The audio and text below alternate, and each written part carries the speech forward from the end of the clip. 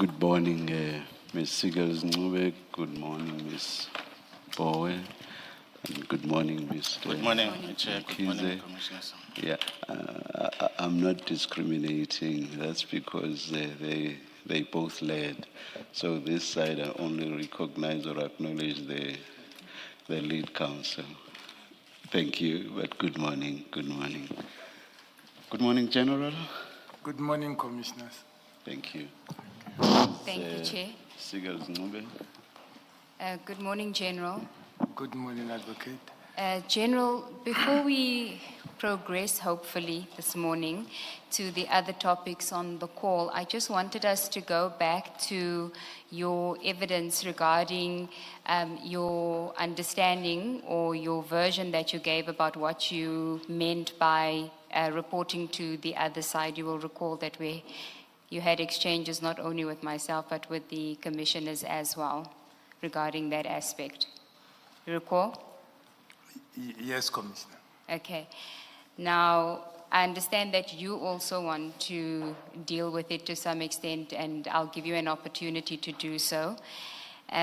General, but before we do that, if I can just repeat what I understand your evidence to be about that. You said that by the other side, reporting to the other side, that General Sibiya wanted the information for the other side. You were referring to Mr. Molefe's family, correct? I made that concession later because my first response was the other side of General Sibiya and his faction. Yes. And I was pressed to say I must mention names. And again explained that it seems I'm lying under oath.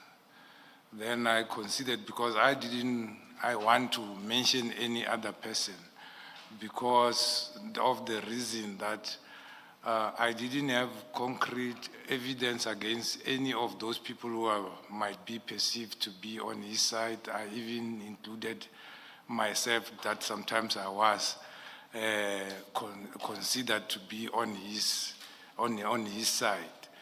And without having any evidence that really he was going to share with them or is for their benefit and without any other reason.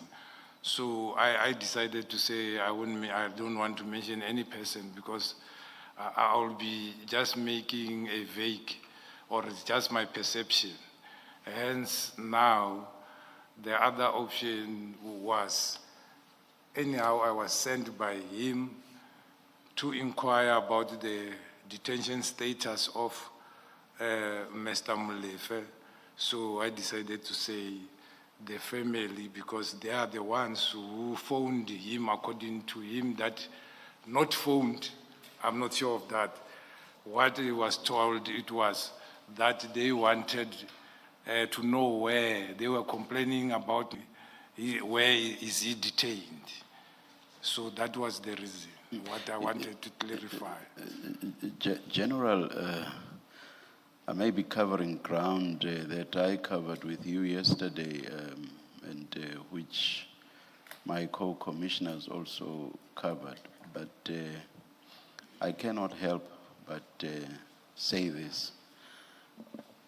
You say in so many words that you were referring to the other faction of SAPS, and you referred to General Sibiya as being part of that faction. And clearly, from what you are saying, that's who you were referring to at the time the recording was made. I have difficulty understanding how that can, upon engagement in this commission yesterday, how that can suddenly change to the family. You say in so many words, at the time, reference was to the other faction. How does that suddenly change? I don't understand. Because the reason you give, or the reasons you give for the change, are a sense of discomfort that you now have, and also the difficulty of identifying those within that faction. But that cannot then change who you were referring to. It cannot. What you should rather say is, one, I have a discomfort saying more about that faction. Two, I cannot even identify the people in that faction except for General Sibia. I would understand you if that's what you were saying, but for the identity of open quote, this other side, close quote, suddenly changing, I don't understand that, and I will never understand that.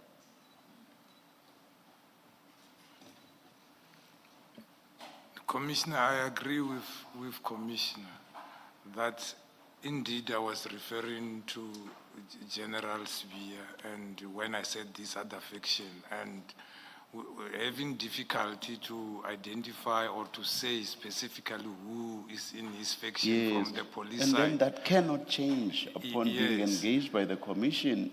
It should stay there. That's who you were referring to when you said this other side. It should stay there. It should remain there. Not so. Yes, but yeah, when I was overwhelmed with now lying to the commission and whatsoever, I decided to end. No, reference to you lying was only after you had changed. If you hadn't changed, nobody would have suggested that you are lying on this. Yes, Commissioner, I agree. That is why I wanted to indicate that the difficulty was that I can't put a name or say these are the people on his faction whom I think they were going to share with. All right. Then towards the end of the debate, I think it was with Commissioner Baloyi, Yes. you even referred to, so a reference was, that is the changed reference was no longer only to the family, but you also referred to perpetrators, and I think you even referred to friends. Who are the perpetrators that you were talking about? No, I think I referred to friends. You did I said refer, family you and did, friends. You did refer to perpetrators.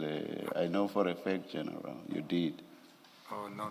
I thought I said family and friends because You said perpetrators as well in so many words. Who are you referring to? I know for a fact you did. Who are you referring to?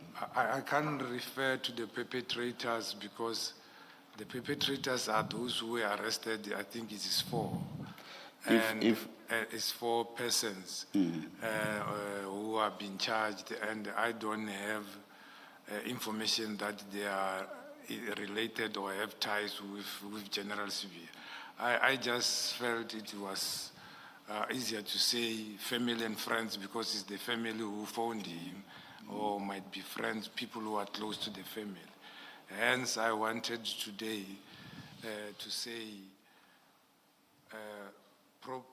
actually, for me, I didn't have 2 versions. I had one version when I said side, which I was meaning to the General Sibia and the faction which is perceived to be there, even though I couldn't put names. But when I was pressed, I said because the persons who complained was the family, I said family and friends. I'll be surprised if I'm mistaken about your reference to perpetrators, but perhaps we'll revisit that aspect after the tea adjournment. Chair, just while you are on that, we will display the transcript of yesterday, and you will see there it does say it is the perpetrators, family and friends. That was from yesterday, General. There it is, General. Do you see it? Look behind you. It is the perpetrators, family and friends. So there it is, you did refer to it. Who were you talking about when you referred to perpetrators? Yeah, maybe it just come up, but I wanted to say family and friends. What do you mean come up? You said it, what do you mean? I agree that as it is indicated, I indicated perpetrators, but as I have explained, I don't have knowledge of the general having knowledge, knowing the perpetrators. No, it's not about the general. I'm sure you are referring to General Shibiri. It's not about, I'm very sorry, General Sibia. It's not about him. It's about what you said. It is you that referred to perpetrators. What were you talking about? Or who were you talking about? Yeah, as I'm trying to explain, Commissioner, to say, when I was pressed with to say who is the faction, I end up indicating that family and friends. I wasn't aware I added even the perpetrator because I don't know him to be having the ties. So that is my mistake. I'll leave it at that, General. And thank you very much for the transcript. Thank you, Chair. Yes. General, it wasn't just when you were pressed for a name after you said the factions. It wasn't just then when you were pressed for names that you changed your version. It was also because it was put to you that it's implausible that the other side could be the police or the other faction of the police, because why would you be saying General Sabia wants the information for not for NASCOM but for the other side, if the other side is General Sabia's side? You would have then said for his side. That is why you then, it wasn't just because you were asked for names that you changed your version. Do you accept that it was both when you were asked for the names and then it was put to you at several times that it was implausible that in context could have meant the other faction within the police force? Yes, that is why I'm saying it was West. I remember it was Commissioner Baloyi to say, I cannot say there is other side, and then I say is the other faction, and I can't mention, because my response, I remember I said I choose not to mention it, and then it came from there when and that is where I became confused to come up with anything to get out of that, because I didn't want to mention a name of a police whom I will be just speculating through my perception without those people knowing anything to do with anything. Okay, so let's then understand what your version is of the other side. So it's not the family, it's not Mr. Molefe's, is not the National Commissioner's side, we know that. So is it General Sabia's side? Yes. Okay. So I am still going to say to you that it is implausible that in the context you are referring to General Sabia's side, because you would have said his side. And it can't be a third faction, because if there was, you would have disclosed that there's a third faction that you are referencing. But let us just proceed on to say that this call was a follow-up from a call that you had made to Witness A on the 7th of December. That's correct. Okay. I understood you to say that you were on leave from the 6th of December. No, from the... Okay. So your point was that you were on leave even on the day of the operations, which was on of the takedown operations, which was the 6th of December. That is correct. Okay. Now, if I can just take you to Witness A's statement, because Witness A doesn't recall a call with you on the 7th of December. And if I understood you to say that the 16 December call that you made to Witness A was to follow up on General Sabia's request from you about feedback on the detention status of Mr. Molefe, because the family they had no information about where he was detained, correct? That's correct. Okay, please go to file 3, file 3, item 83, page 263.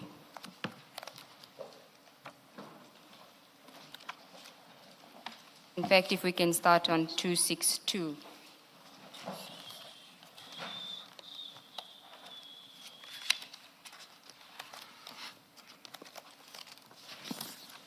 Do you have it? I'm at 262. Okay.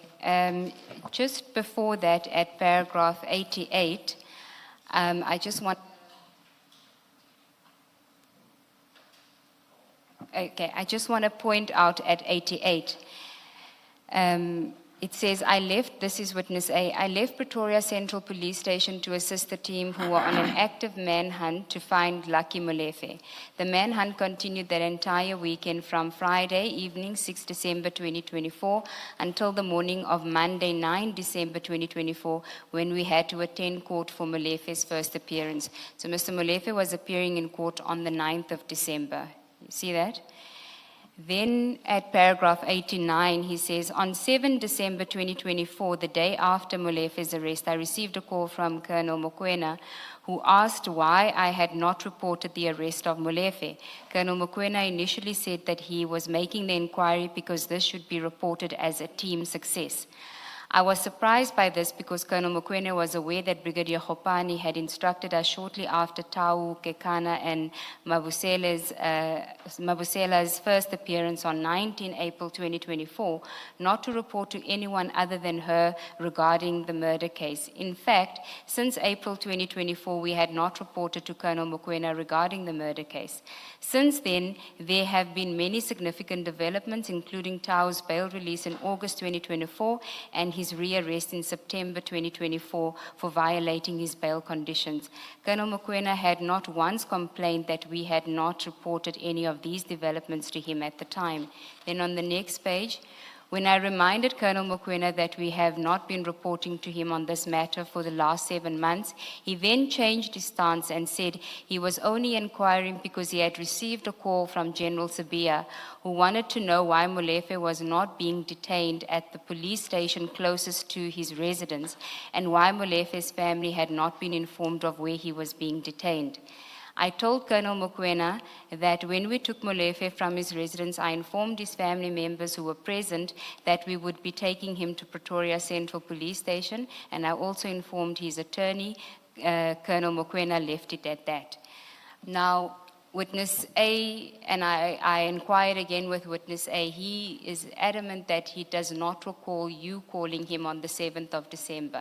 He only has a record of the call of the 16th of December. And it would seem to me that the 7th, if you did call him on the 7th of December, then your inquiry about where Mr. Molefe is being detained would make sense. But if you're calling on the 16th of December, it's 10 days after his arrest. It's more than a week after, or just a week after his first appearance. The family know where he's been, and he's already appeared in court. So it just seems to me, again, that it is implausible that that call on the 16th of December was this inquiry or a follow-up on this inquiry, because by then it should be a done deal. Everybody knows what the position is regarding Mr. Molefe. Do you want to comment? Yes. As I've indicated also in my statement, maybe he doesn't recall. I was also looking on my itemized billing for the state phone, because that is the only one I'm having where it shows the calls out, not calls received. And then my dilemma is, commissioners, sometimes when people are given my number, they are giving them my private number, which is the one which now a lot of people are sending me messages after I talked about it. So that is the one which, when I went to Vodacom to look for the itemized billing in November 2025, I couldn't be assisted. So I'm not sure with what, but if we request section 205, it will indicate. Indeed, I phoned first Brigadier Nama on the 7th, who is the component head of serious and violent, because I didn't know which unit from the province have made such arrest when I was asked.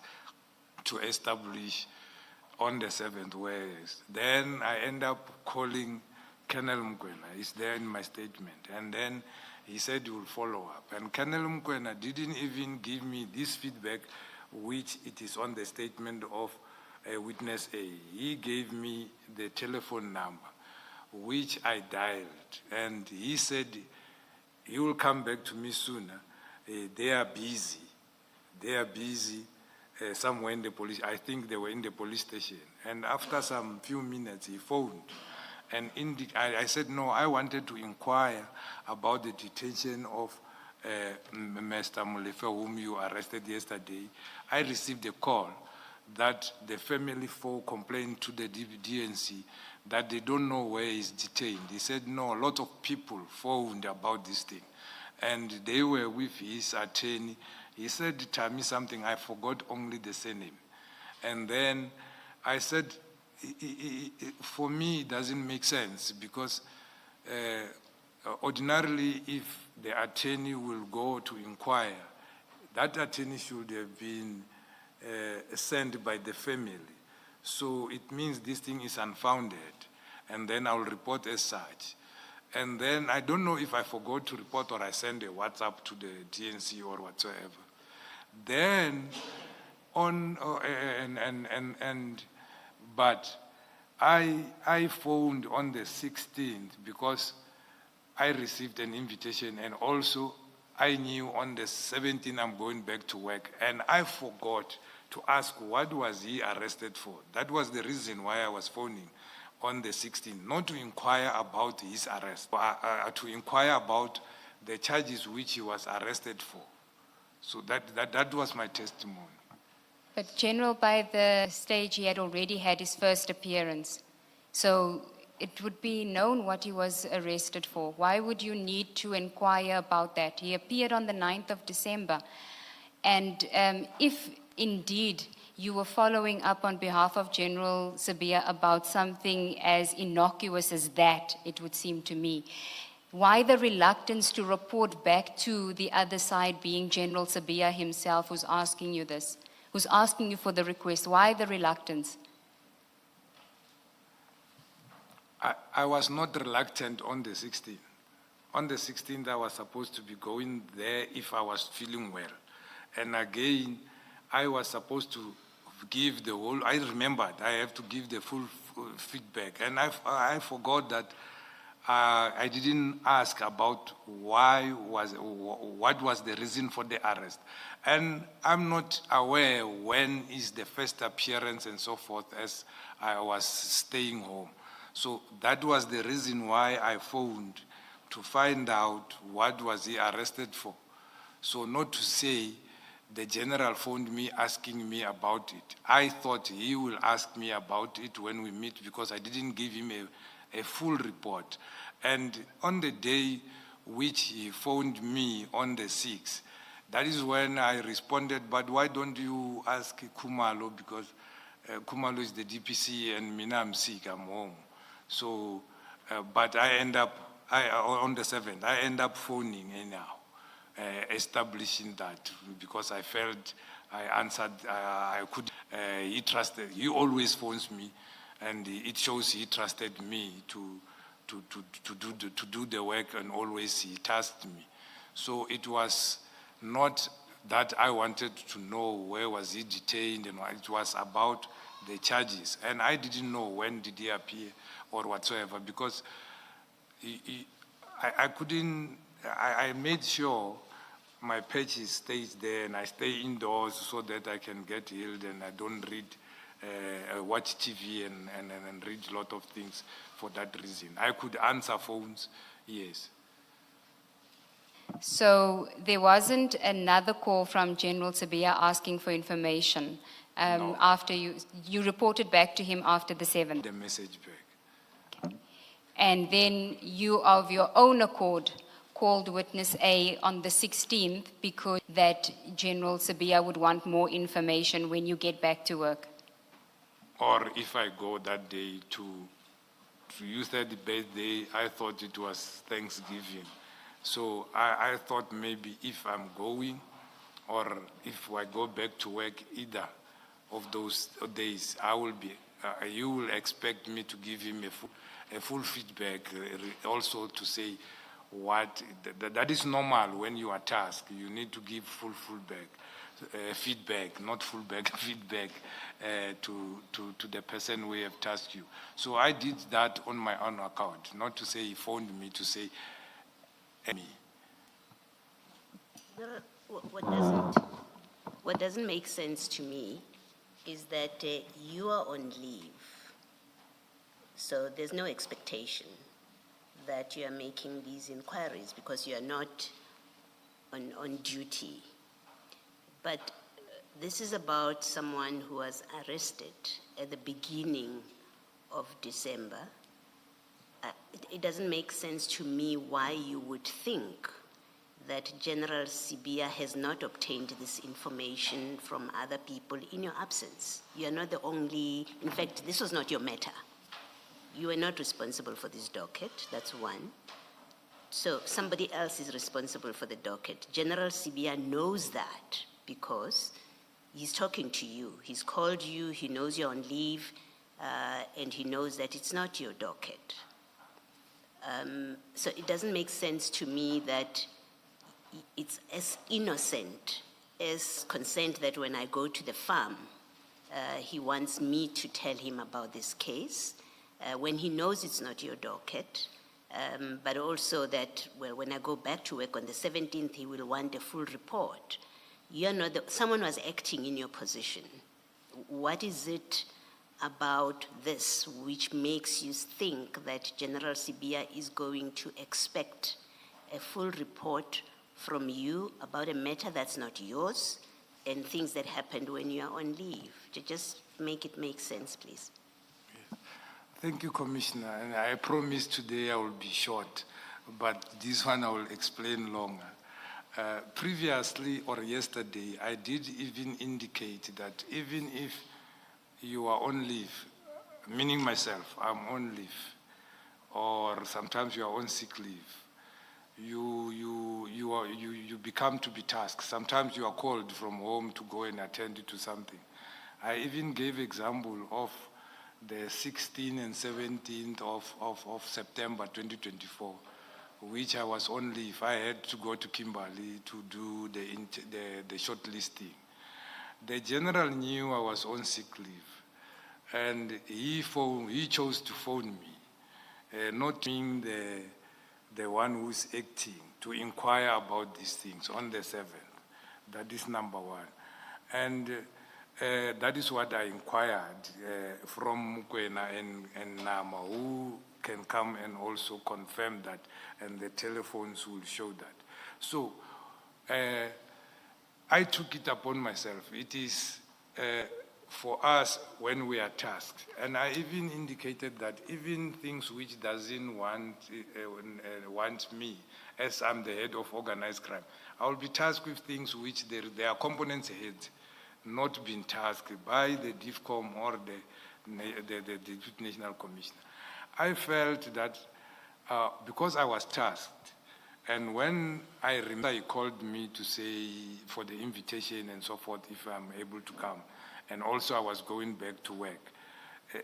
It's a norm that you give full report, and I thought when we meet, he might ask me. I didn't think about that. Maybe he might have asked somebody and so forth. Remember, Commissioner, my response to him the first time when he phones me, I said, why, if his agent not phone General Kumalo, and I felt bad about that I responded maybe wrongfully to my senior.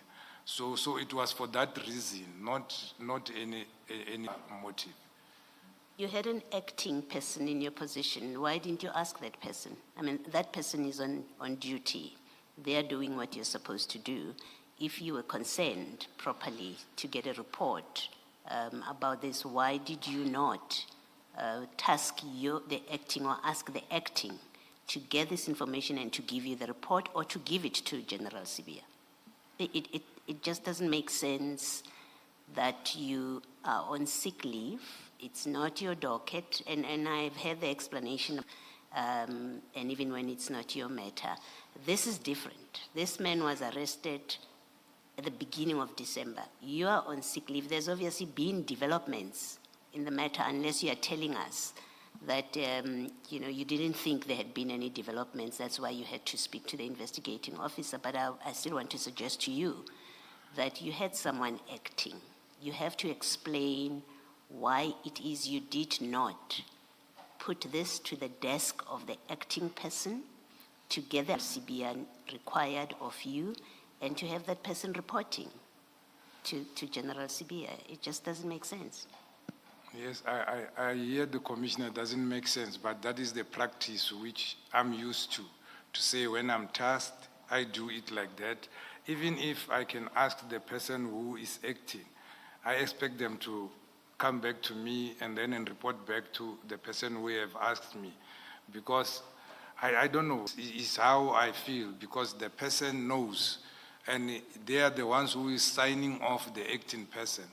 But they know you are not on duty, but they still task you. So I take it upon myself that always I report back if I'm sent. I make sure that I go and report back. So I don't, even if I can task somebody to say, find out it for me, I expect the person to report back to me, and then I report back to the senior person who have tasked me. The other anomaly about your version is that you say to us that you told General Sibia to speak to General Kumalo and get a report.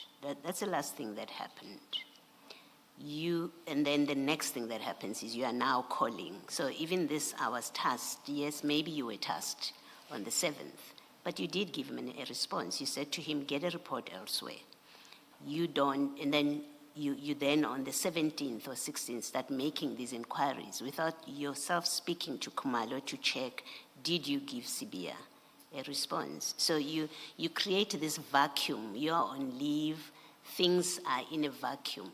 Nobody's dealing with this matter and nobody's giving reports to General Sibia, and then it waits for you to come back from leave to make these inquiries and then give him a report. It still does not make sense. It doesn't add up, what you're saying. Commissioner, the inquiry was not done on the 16th. It was done on the 7th. On the 16th, it was a follow-up. Yes, I'm talking about the follow-up. Yes.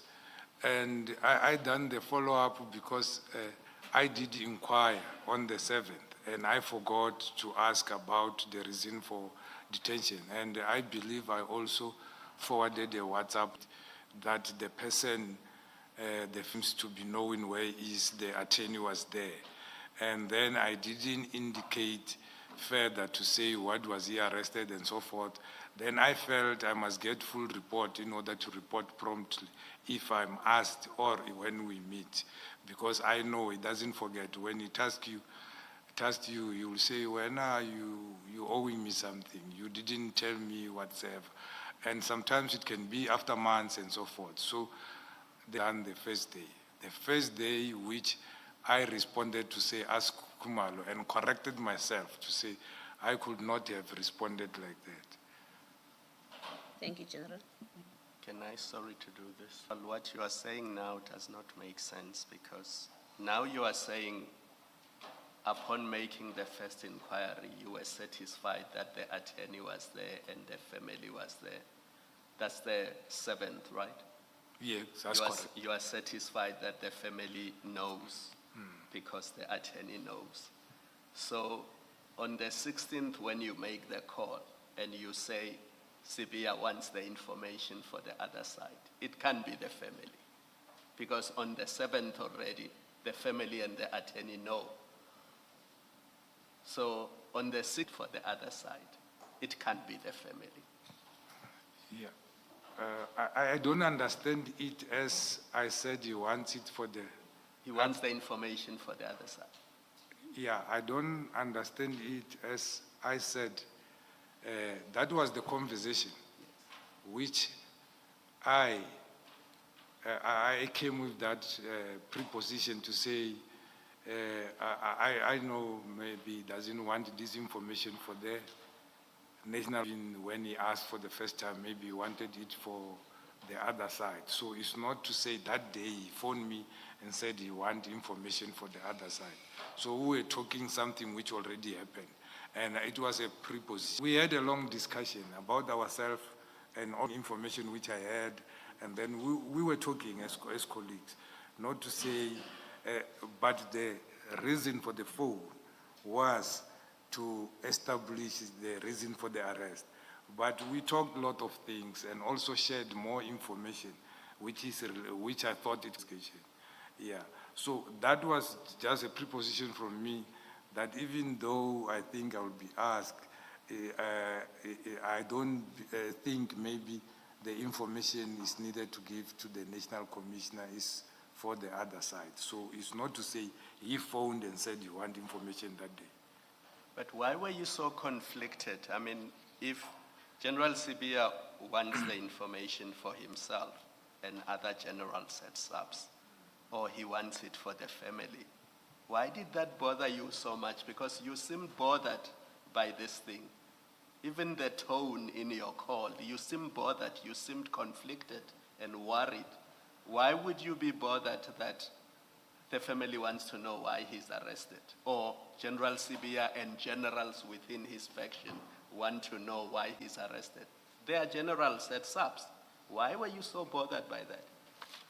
No, in our discussion, what was bothering me, which we discussed, that we do in our work and people threatens us when we do our work. I think if we can go in the whole, you will see that was the only thing which we were discussing, to say, hey, people, they do things, but they know they will be arrested, but they don't want to be arrested.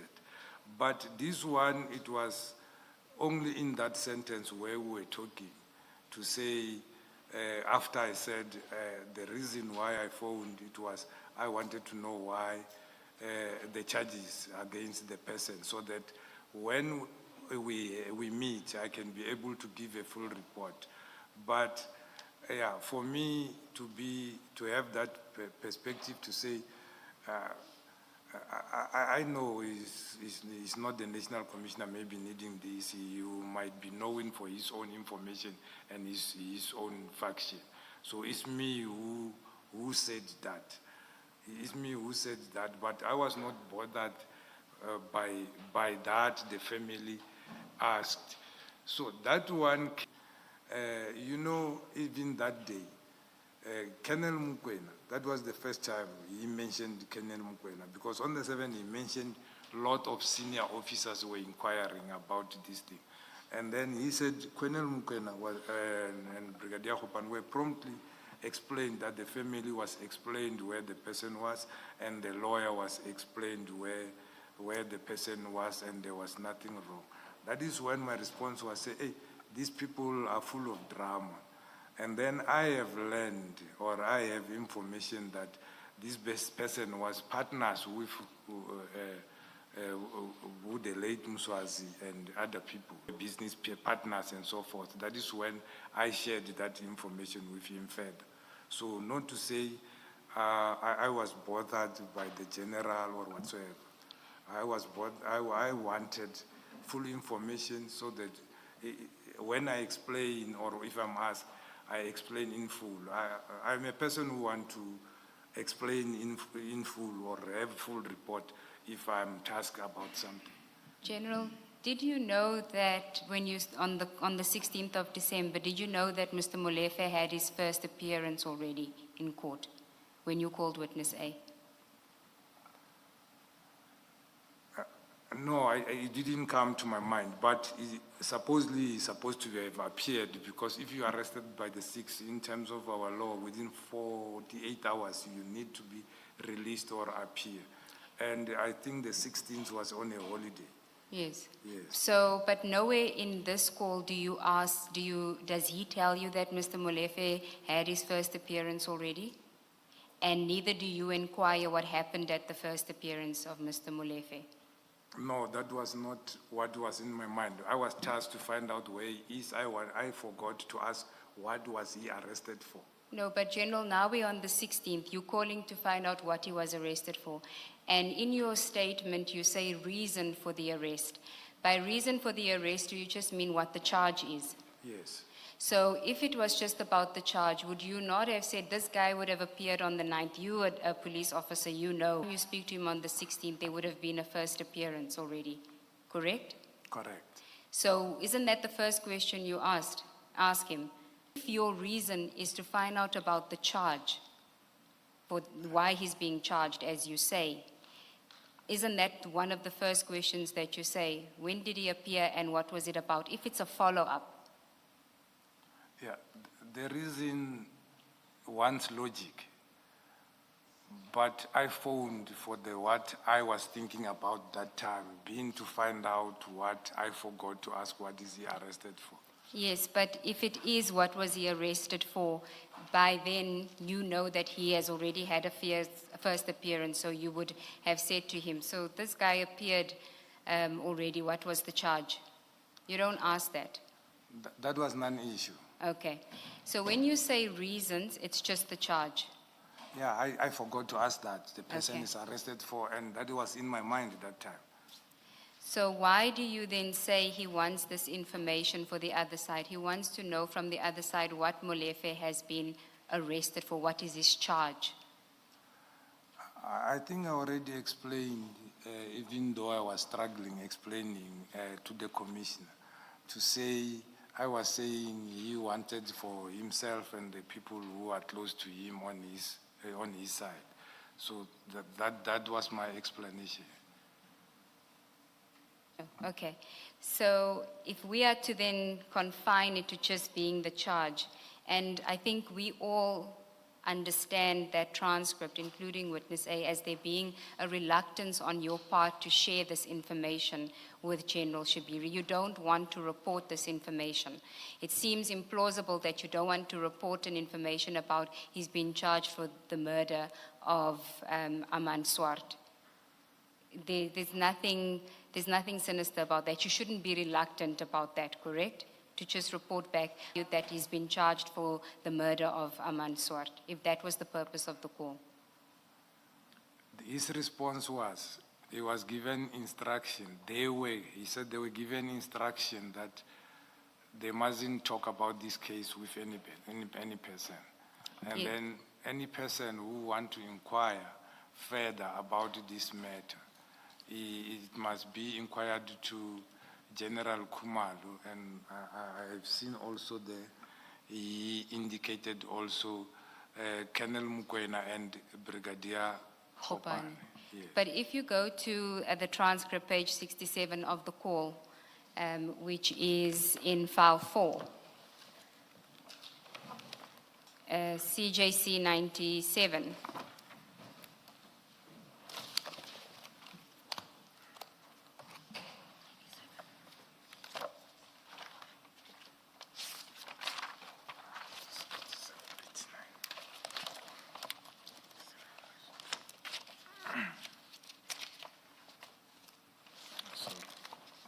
Do you have it?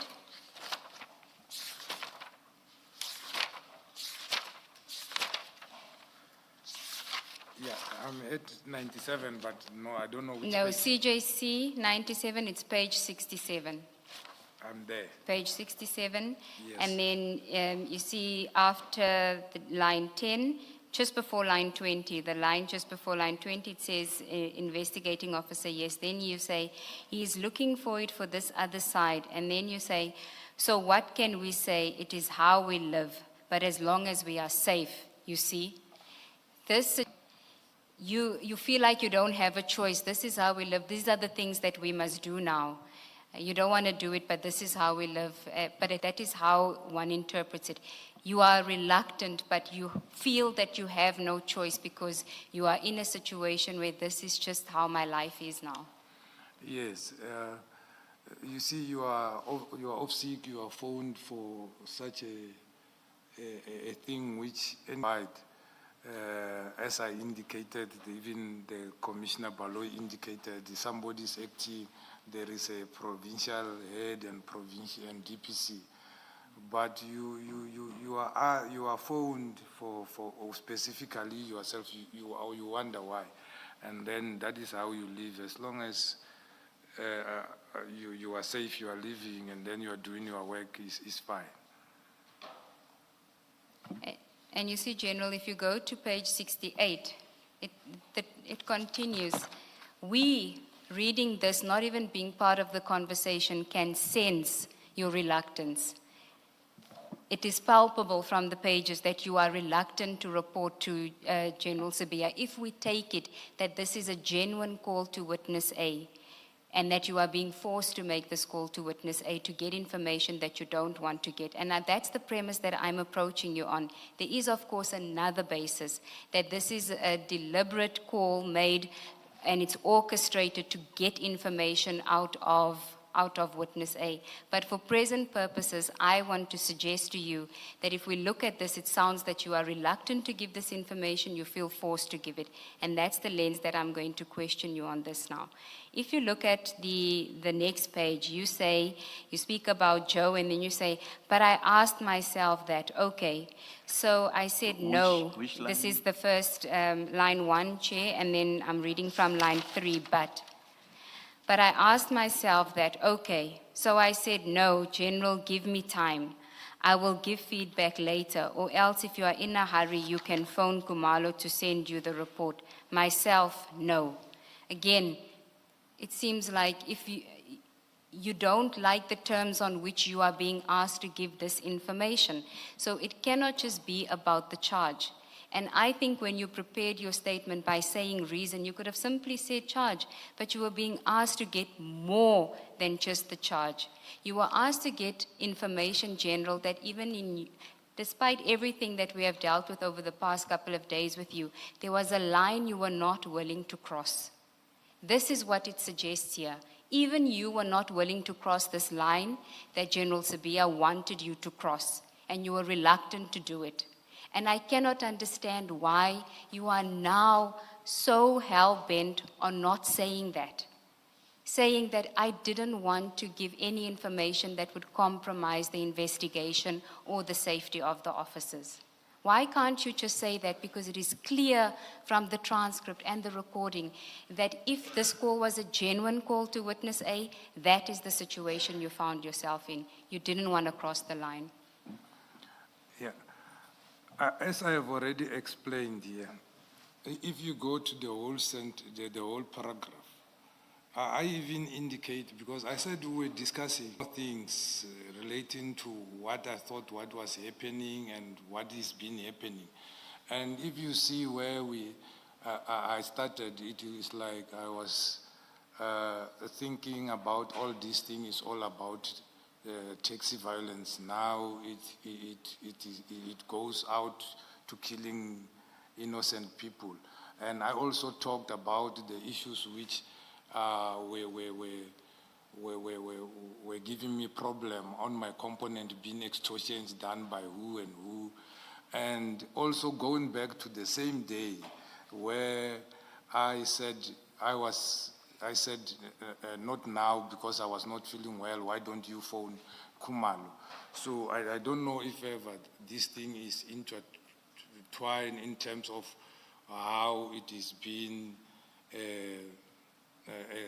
extracted here or translated here. But it goes back to the same thing when we started, when I said, why don't you phone this and whatsoever.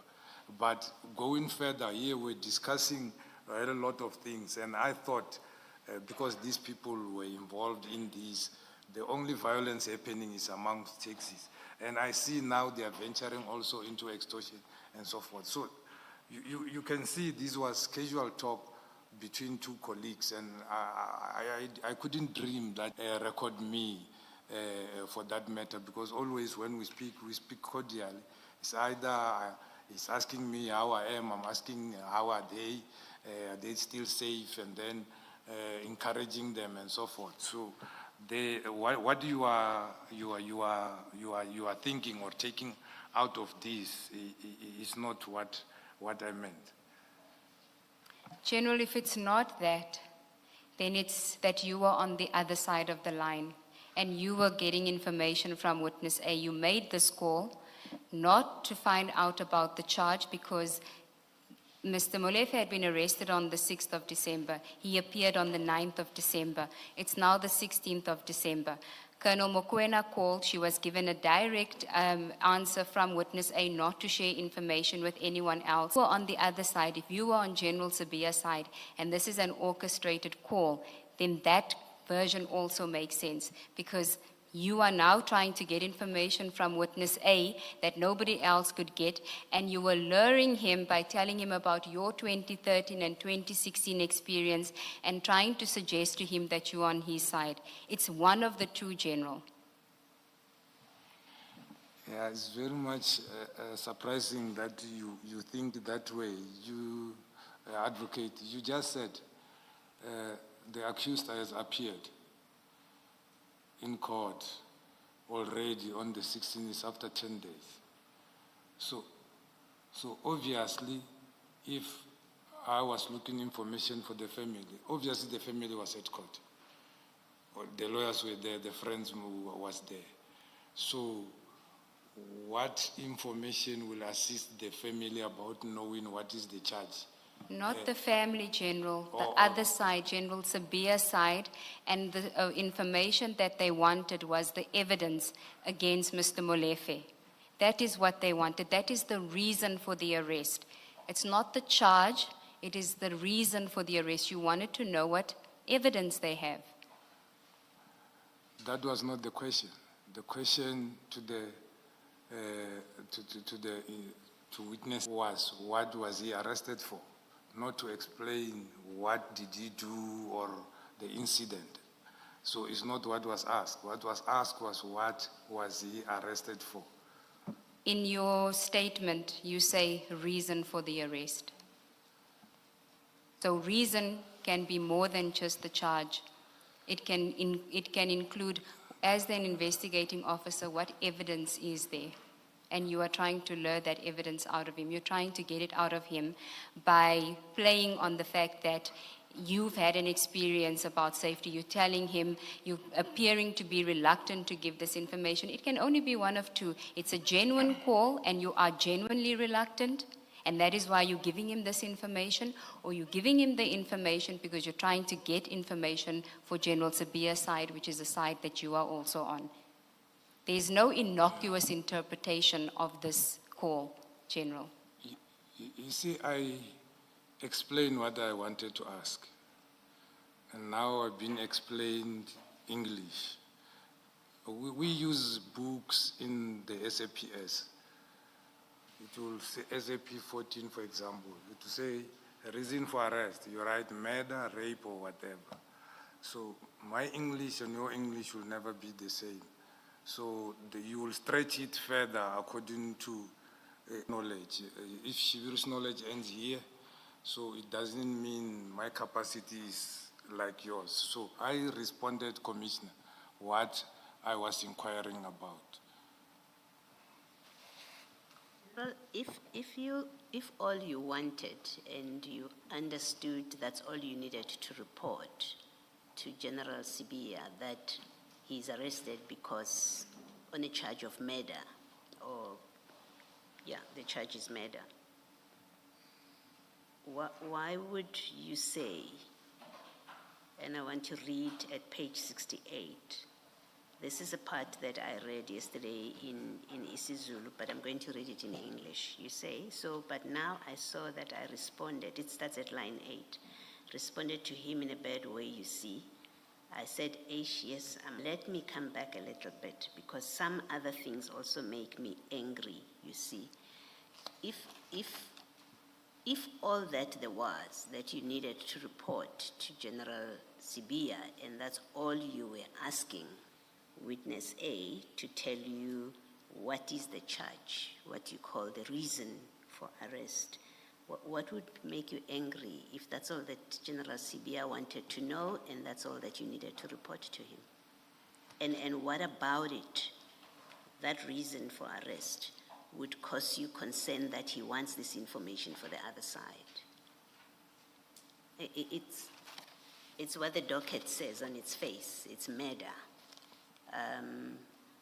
Why don't you want to tell General Sibiya? You do explain, I didn't go at the farm, I know he would ask me, he's invited me so that he can ask me about this. If all he wanted was that reason for arrest, why is that a concern to the farm? He would ask you about it. Two, why would he want that? Why would it concern you that he wants it for the other side? Whatever side you have decided now, you've defined as the other side. Why would that be a concern? And three, what about that would make you angry?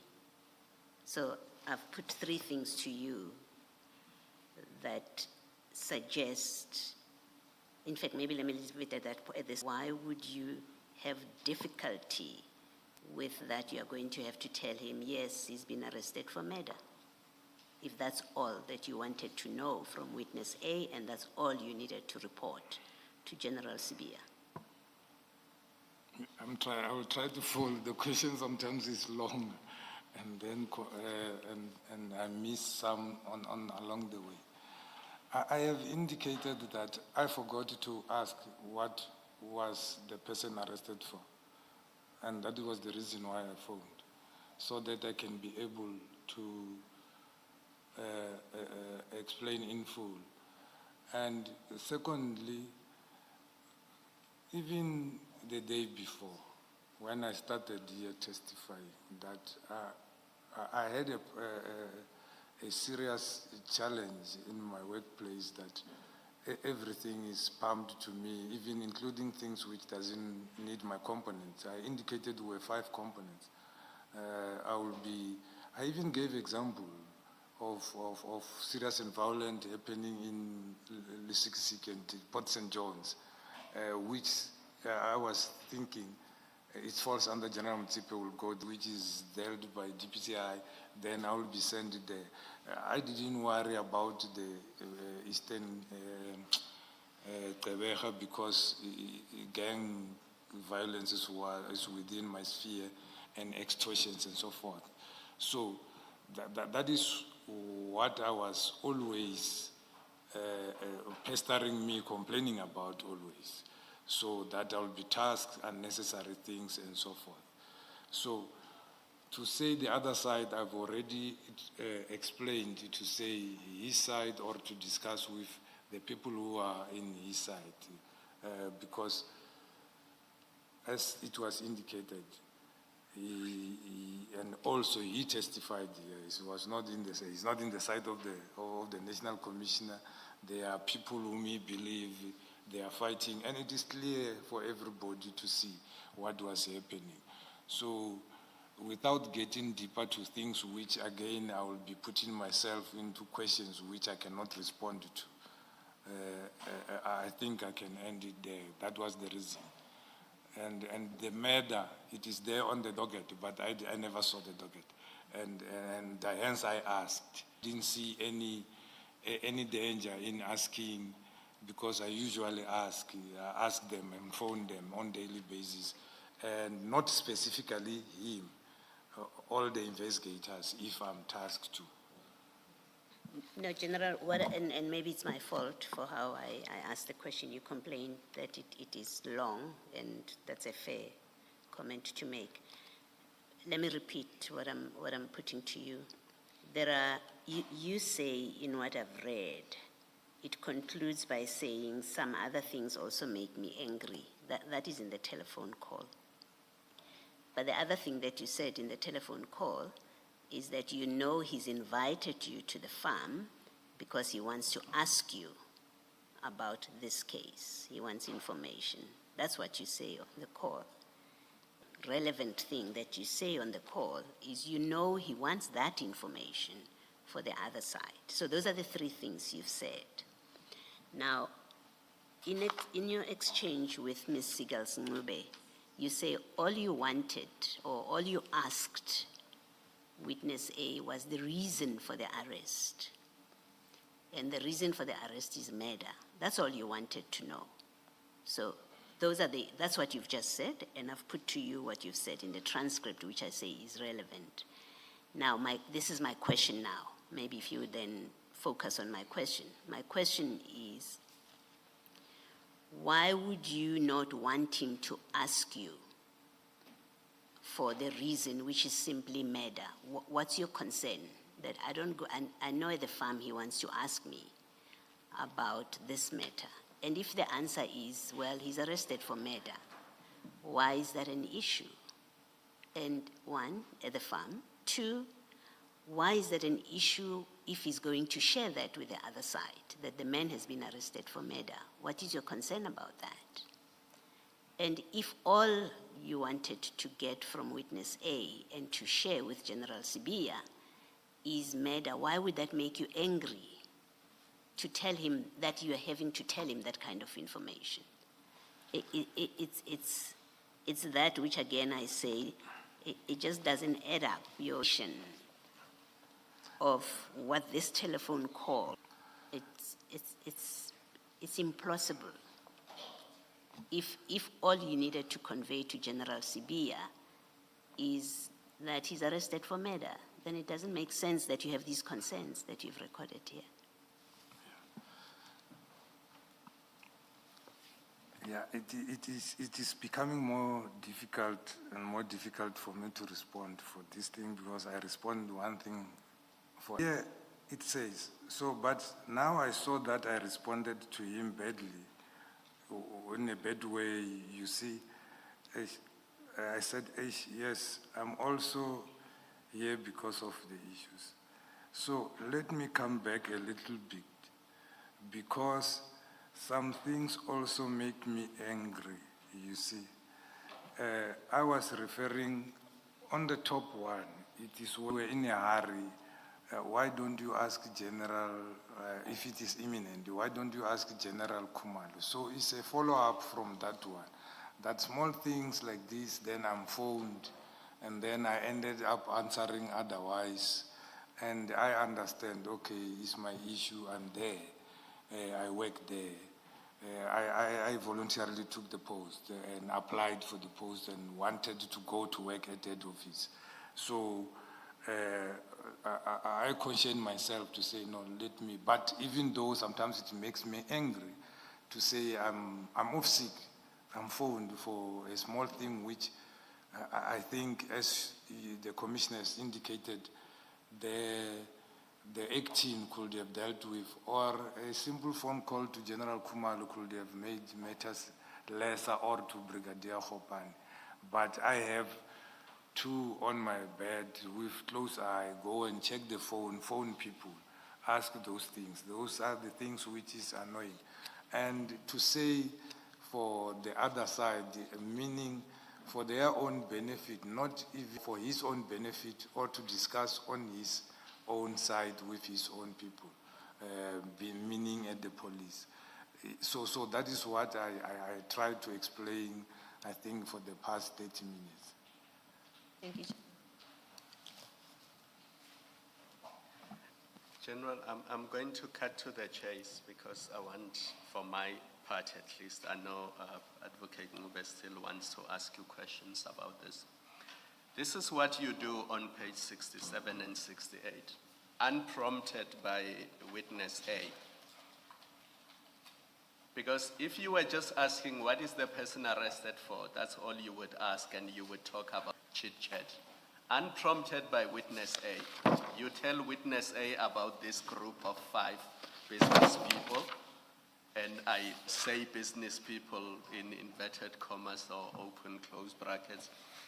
And then you say to him, there is this Zay who's involved in the taxi business, again unprompted. And then now you go to General Sibiya and you say, you see, this person is close to General Sibiya, and General Sibiya is close to Julius Malema. And then this is the important part on page 67, line 15. You say, so I know even when he says I must come, meaning when General Sibiya says, you must come to my party, he wants to ask me, yes, I have sent you, so now what is happening whatsoever? So that himself, and I know that he's looking for it, he's not looking for it to take it to NESCOM. Witness A says yes, and then you say he's looking for it for the other side. So what can we say? This is how we live as long as we are safe. Witness A says yes. Then you go back to this group of business people. So you don't talk about family, you don't talk about another faction in SAPS. You say, so Mina, I was thinking that maybe it links to the taxes. That's General Sibia's request. That's what you are linking here, correct? When you say it links to the taxes, correct? No. And then you say, but I said no. But this in the taxes, and then you continue, they got out. The person who is left there, plus in those extortions, he is there. These boys of his, Bafanas and what. But I asked myself, that okay, so I said, no, General, give me time. So you see how you linking General Sibia with all these things, unrelated to the request. You say link to the taxes, but I said no, General. But I asked myself, okay, I said no, General, give me time. I will give you feedback later. Or else if you are in a hurry, you can phone Kumalo to send you this report. Myself, no.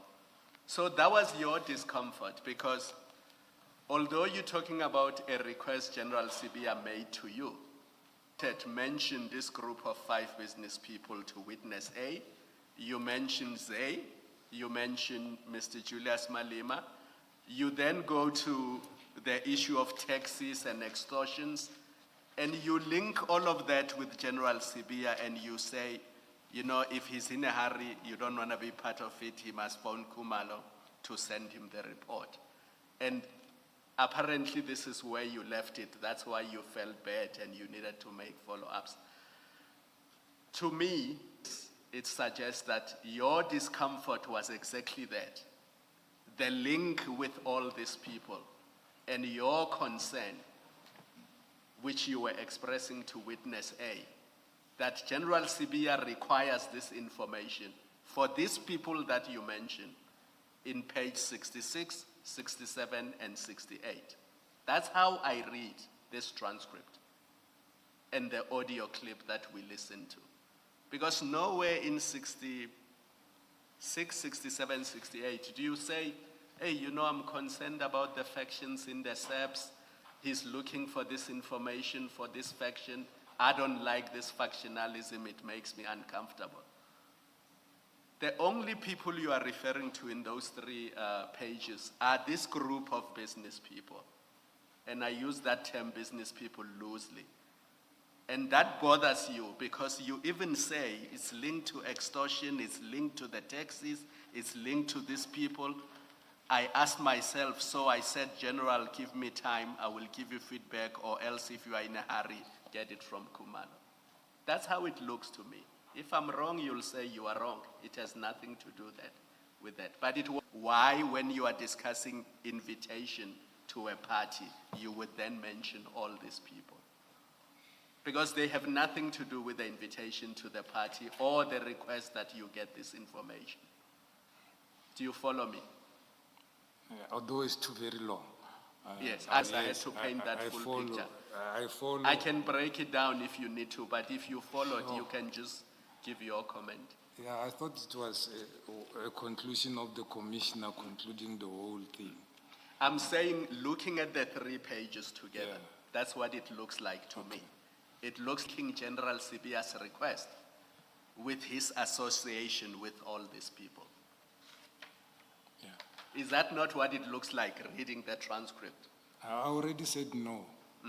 I already said no, and I plead that my explanation also be listened. It might not make sense to oneself, but this is what I'm explaining. It was a discussion between 2 colleagues, and it was not which was structured. And I said a lot of things. Number 1, I indicated, I shared the information to the member because I knew he was, I said this yesterday, he was at the safe house, and now they have a team that they are more mobilized to deal with this thing. I indicated to say I got information now that this person you are was belonging to these people, and they were business partners. They were how many? And I thought it was only along the taxi, and I hear there is also mining business involved. Then I said, I further talked about what is currently happening, saying I thought after the passing of the old man, then now Joe took over. It's only that. Also I see his voice. That is why I was not feeling comfortable in talking to this one. Yeah, I indicated, because I know, Lord, I might know that you can think this one belongs to this faction, only to find it belongs to all the factions, and they are together. So, yeah, that is why I indicated. It was indicated to me to say it's me, and you warned me to say what you do. Why you don't want to be out, you are making it out. I was talking exactly to that. But here the discussion was between two colleagues, which was casual. We talked about a lot of things, even though the call was about one thing. It's not all this linked to General Sibia. What is linked to General Sibia is one thing, that I needed to give him a feedback, and that he tasked me in a wrong way, which I felt it was bad. And now he invited me, and I'm not going because of ill health. But because soon I'm going, I will still need to give feedback. What makes sense to any person who is reading the whole thing, it is different from what was happening. And I plead that I be understood to what I'm saying. I'm not saying you mustn't deduct what you need to deduct and make up what you need to make up. But what I'm testifying or saying is what happened, and that was my intention solely. Thank you, General. General, I think I'll move to the next topic in the conversation. You will recall that... Maybe before you do that, Mr. Gus, just to complete this so that we don't come back to it. General, still in that transcript, if you look at page 4 of 12, at page 66, I don't think this clarification, so you have right at the bottom, that's you speaking there. This is after you say they're a group, they are 5, they're a group of, you see where I'm reading? And then right at the bottom, you've got the very last line, you've got you speaking, and then you say Swazi, and then there's a name there that was skipped yesterday for the reasons that you have provided, and then you say, and others you see. And then and this is the part where I would like to get clarification. The investigating officer, witness A, says, yes, because even to me, he said that he has interest in mining. And then you answer, you say, yes, somewhere in Rustenburg and Brits. Who are you, the two of you, discussing here? Because it's not clear is it Mr. Molefe who's got mining interests in Rustenburg and Brits, or is it somebody else? It's not clear from the transcript. Yeah, as I just indicated now, to say, we further discussed to say the arrested person, being Mr. Molefe, was business partners with these people I'm mentioning, and they have mining interest. And that was information which I got, so somewhere in Brits and whatsoever. So we were discussing that. Hence, I further, other than that, of what I have collected, so that he might be on the know, because if they continue with the investigation, they will be having further names to look at and working on. Thank you, General. Thank you, Ms. Thank you, Commissioner. General, you will recall that one of the topics that witness A said you discussed with him was about a senior official that is at district level that's trying to interfere in a investigation at provincial. Do you recall that? That's correct. And I said to you that according to witness A, he understood that to be Brigadier Nkwashu. That's correct. Okay, and you denied that, do you recall? Yes. Okay. Do you still deny that you were talking about, that you were referencing Brigadier Nkwashu? Yes, I still deny. Okay. Can I ask you to go again to witness A statement so that we can deal with your denial? File 3, I3,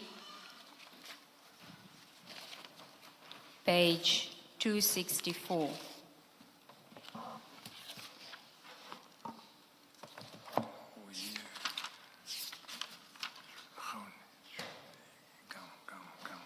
Come transcript. Yes, but I want the transcript. I'm there. Okay, paragraph 96. Do you have it? Yes. General Shibiri also said that this is witness A statement, that we must be very careful because the people we are dealing with are heartless and they will never allow us to relax.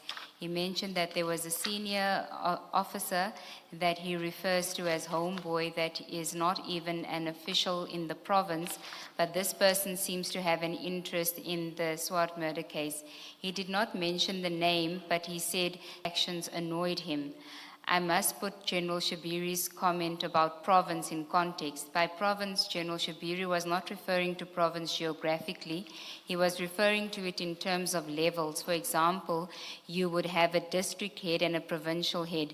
In other words, General Shibiri was saying that this person is not even at provincial level, and I understood this to mean that the person he was referring to is at district level. I think he was referring to Brigadier Nkwashu, who was at district level but was inquiring about a case being investigated at provincial level. You see that? Now, if you go to file 4, to the transcript of the call, it is CJC 97, page 70.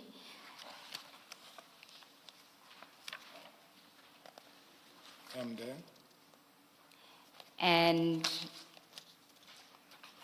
if you go to, and then for the Zulu transcript, it will be page 82 of that file. But page 70 of the English one, you say, after line 10, so line 12, yes, you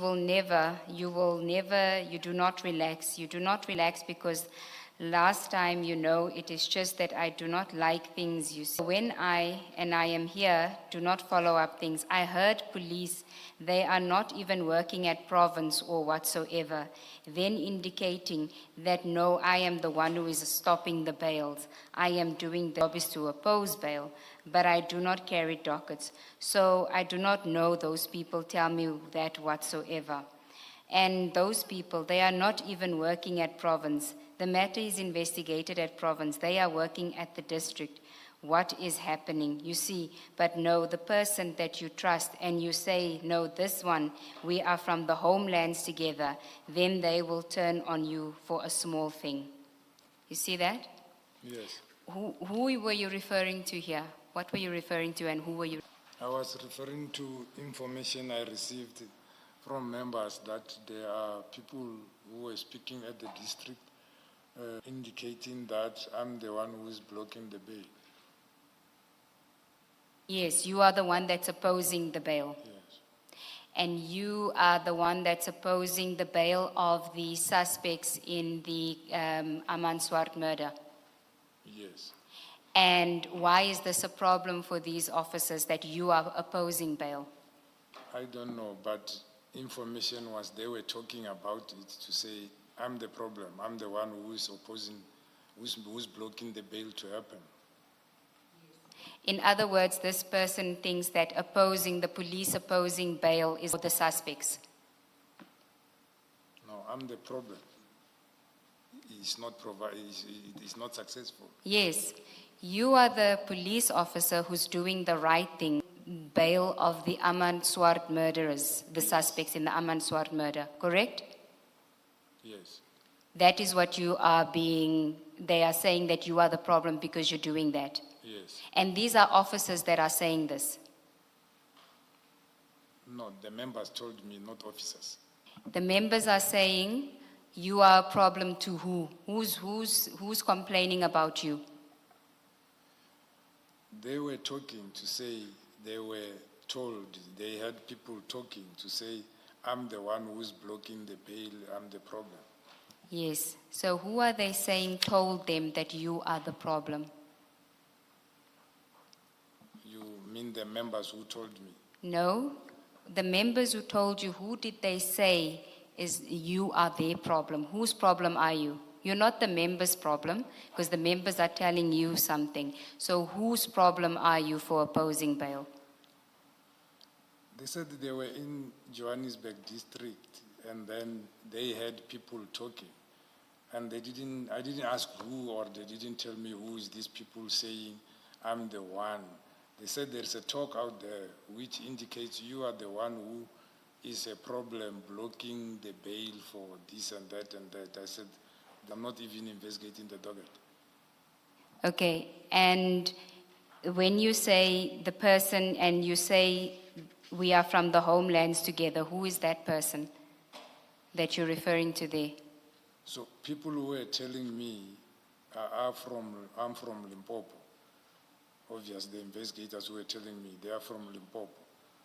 So I'm thinking the people who were also talking with them, they might be people from Limpopo too. So you can't trust anybody. You'll say, this one I'm used to.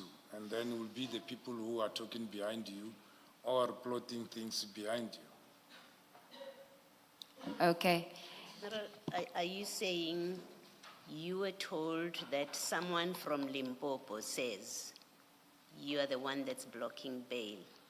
No, the group of the people who were telling me are from Limpopo. Yes. And then I took it that they were talking to people from Limpopo, those who were talking there when they were in a meeting somewhere at the district, and then saying I'm the problem, not blocking the bail on this particular matter. It is said, it is said it is me who's blocking the bail, although I'm not investigating the case. And the case is not even investigated at the head office. Yeah. I think it might be helpful if we look at the conversation itself, not the translation, because it gives a better sense of what it is that you said to the investigating officer. And I'm going to try again in isiZulu. At page 82, line 1, 2, 3, 4. If you get to line 4, page 82, line 4, line 14, sorry, line 14. This is you speaking, Major General Shibiri, and then you look at line 4 of that. It says, Ngizwa amaphoyisa. They are not even working at province or whatsoever. Then indicating ukuthi, no, yimi engivimba ama-bail, ngiyenzani. And then you're saying it, hey, umsebenzi wami oppose i-bail, but mina, I do not carry dockets, and the rest of it. So, in the conversation itself, you say it's the police who say you oppose bail. In that, saying ngizwa amaphoyisa, they are not even working at province or whatever. Then indicating ukuthi no yimi engivimba ama-bail. So the police say you oppose bail. That's the first part. So certainly in this conversation here, you are not saying they have been told by other people. Maphoyisa tell me that other people say. You say the police say I'm the one that oppose bail. That's the first thing. And then the second part, which is that last paragraph, you say uyabona, but hayi umuntu umthembile uthi no, this one sibuya sonke ekhaya. Then uzokujikela la for a small thing. So you say, here's someone that I trust. You trust somebody because you say we come from the same place, we come from home together, and then you get here. They turn on you. So you're referring to very specific people who have said you're the one that blocks bail, one, and then two, it's people or a person that you come from home with, who's now turning on you on small things. That's what you have said here. And what you're explaining now is not quite accurate. It's not an accurate reflection of the conversation itself. Yeah. What I'm explaining is I'm told by police to say, there are police who are saying, I'm the one, the bail, opposing the bail. And you cannot trust people because they come from home or from the same province or whatsoever whom you can trust. They can turn around and... Thank you, General. General, before I go to the exhibits to deal with Brigadier Nkwashu, I just want to read to you from the record, and we'll put what you said in your evidence in chief when you were referring to Brigadier Nkwashu. Just bear that in mind when we address this issue. It's on the screen. I was asking you about him, and then Commissioner Kumalo also followed up on the question. So if we can just go one up, yes.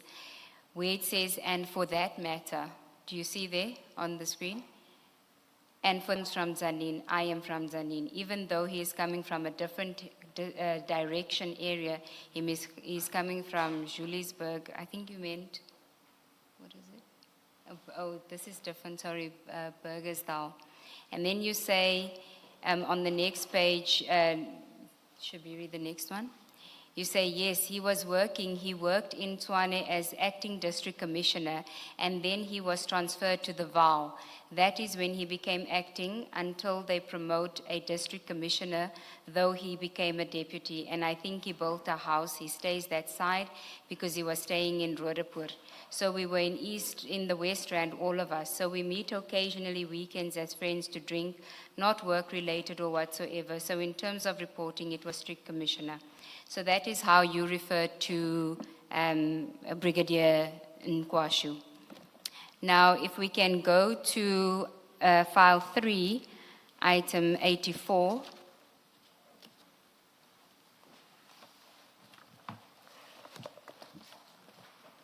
Page 301.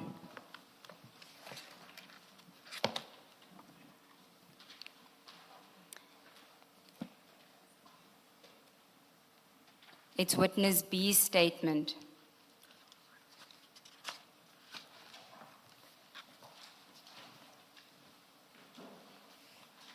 Do you have it?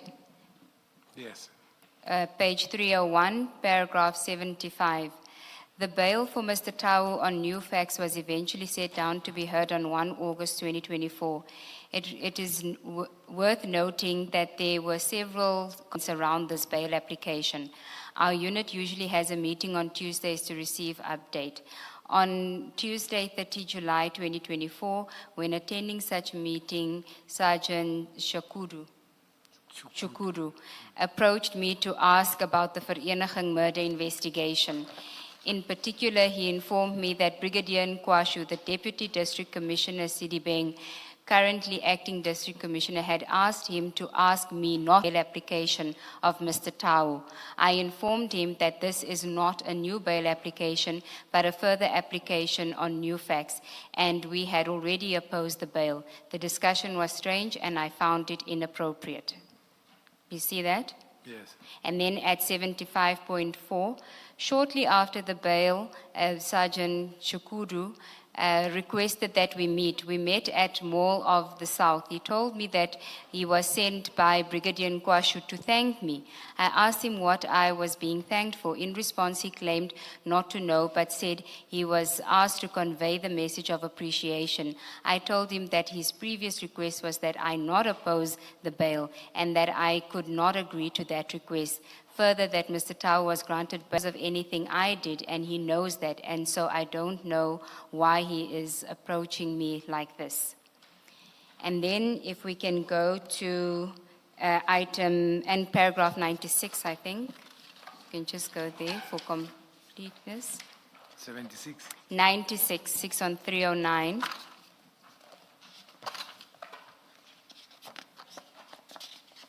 Let me just confirm.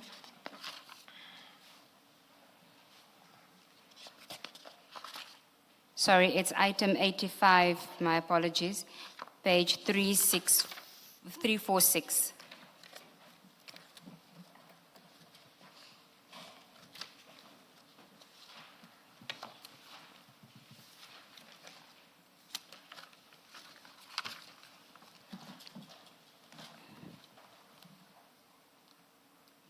Do you have it? Yes. Paragraph 55. Upon questioning him about these items, this is a witness C's statement, sorry. Therefore informed us that Brigadier Nkwashu had visited him in prison, and I found it startling that a senior SAPS who had no active involvement in the murder investigation would visit an accused at a prison facility. We took steps to determine the facts surrounding this. Next page. 56, Awendu had attended at the prison facility on 9 December 2024 and introduced himself as the brother-in-law of Mr. Molefe.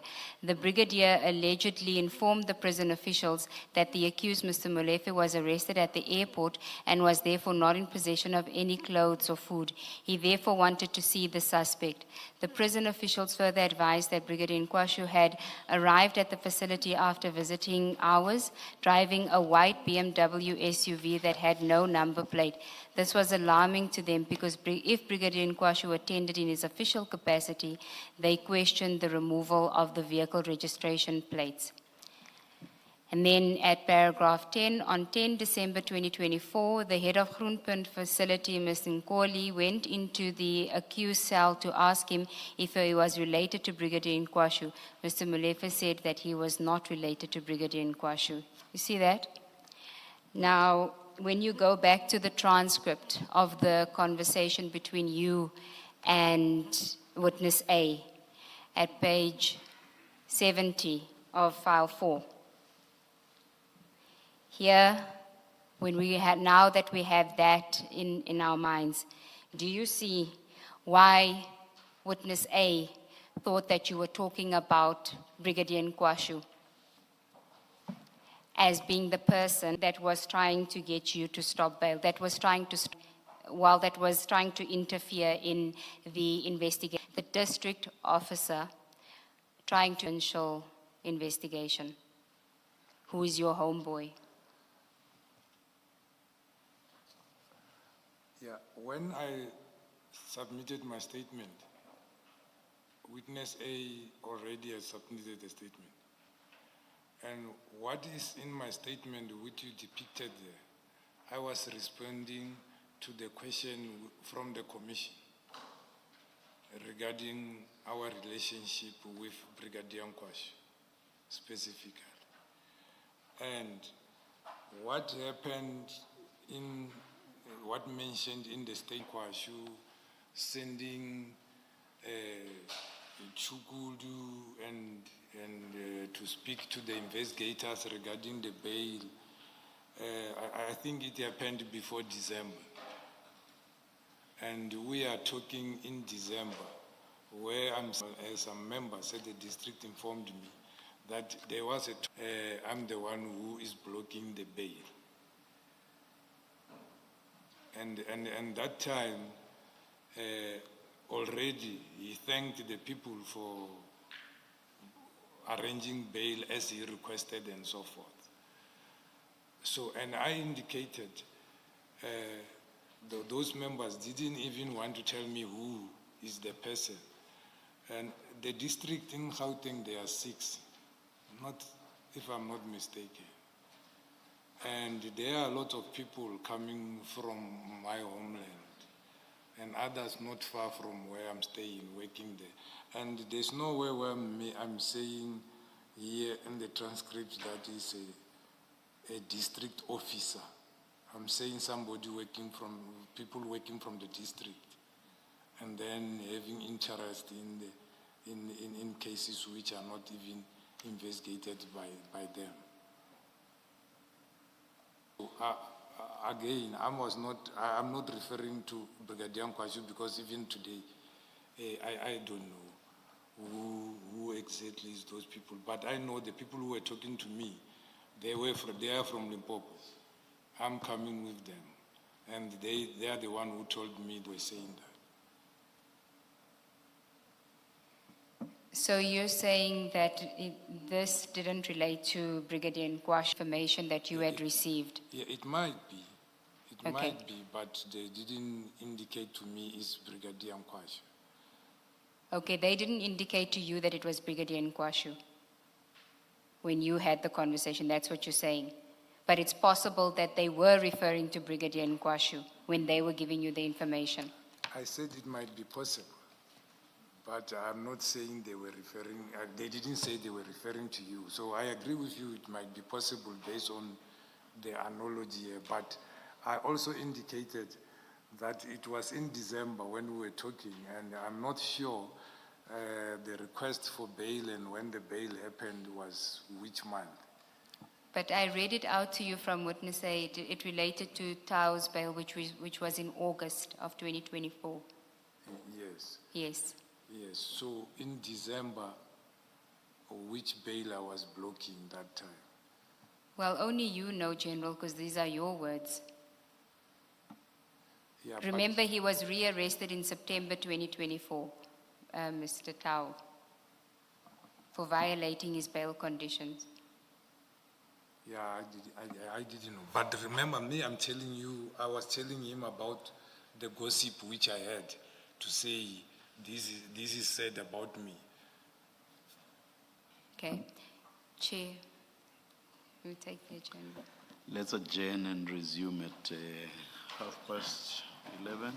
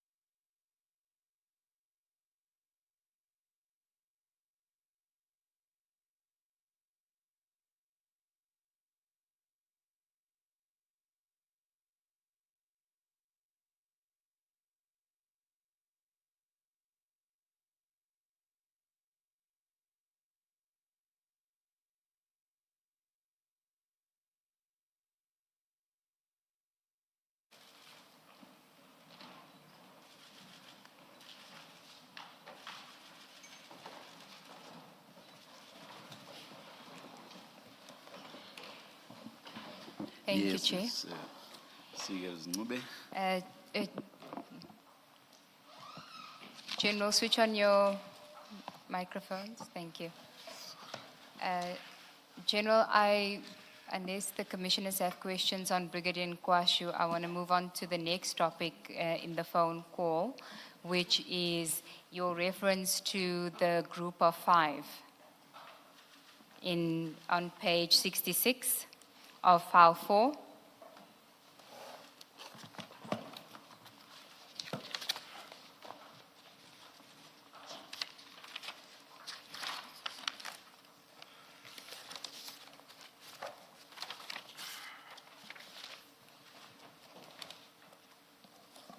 Are you there? Yes, yes, Advocate. Just 3 lines above line 20. You say, yes, no, you see those people, they like drama because this guy was the same group with Mswazi. And we know by this guy you were referring to Mr. Katiso Molefe, correct? Yes. And then you next speak, you say, yes, him, I am sure they are 5. They are a group of, they are 5, they were 5. They are having other companies together also, or mining rights together, right? Now, can I just ask you, when I had put witness A's version about this to you, you had denied that you had said anything about a group of 5. Do you recall that? When I asked you in your evidence in chief, can I just read from the record? And maybe we can display it. What was the question?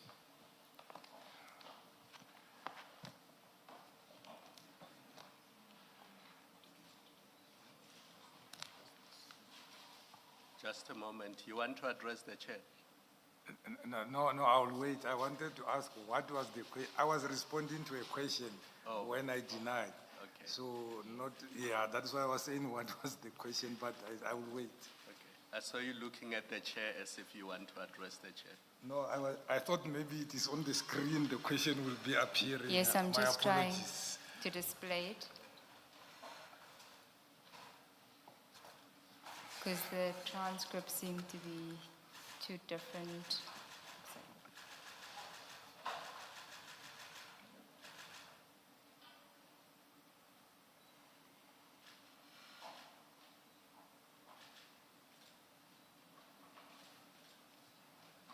Yeah. Okay. So it will come on the display, General. I was reading from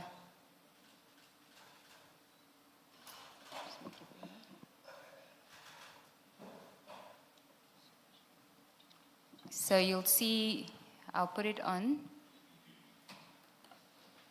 It says there after line 20 on the transcript, can you see?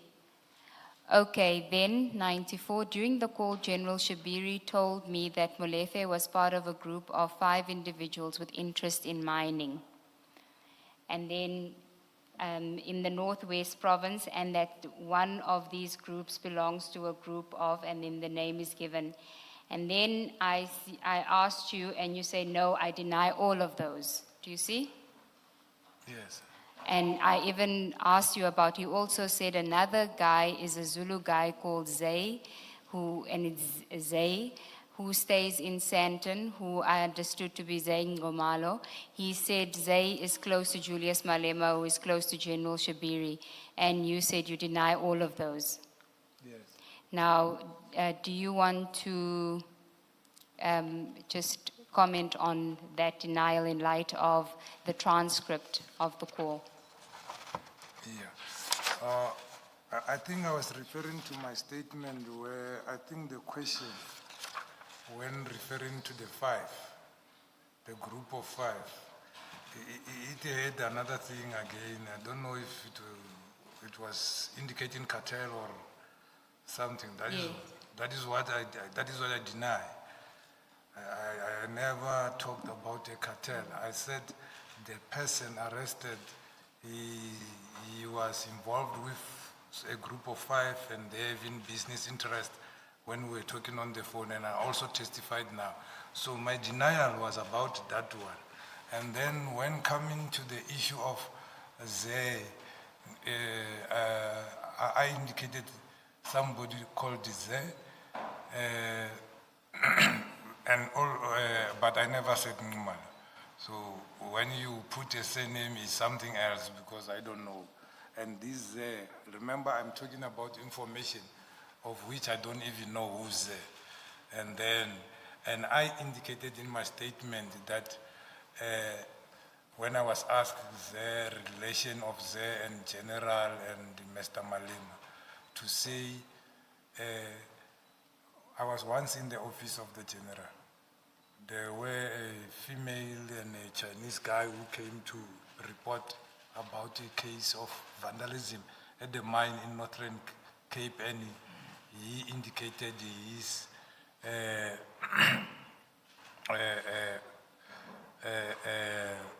business partner with Zenuma. And that is when I heard the name in that office. So suggesting that they might be knowing it, he might be knowing him because they came to his office to report. And Mr. Malema, I indicated that yes, sometimes he sent me to attend to certain cases and said he received a call from Mr. Malema. So it was from those bases. No, General. I put to you witness A's version in his statement. I had put to you his version of what transpired in the telephone call. And you then, I said to you, let's go through what you confirm and what you deny. Yes. And I read that out to you and you denied all of it. You said, yes, I deny all of those. And I'm giving my reasons why I denied. If you added something on top of Z, then I deny. And if you added something, what was the question? That is what I was asking. Put it back on the screen, the part that Advocate Ngube is referring to, then General can respond. I think you've moved on now. It's no longer on the screen.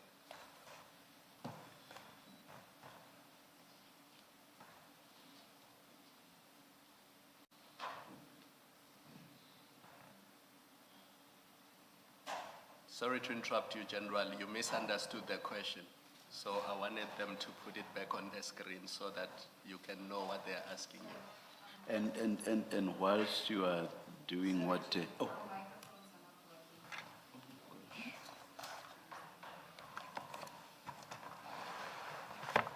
Let's hope it will be quick.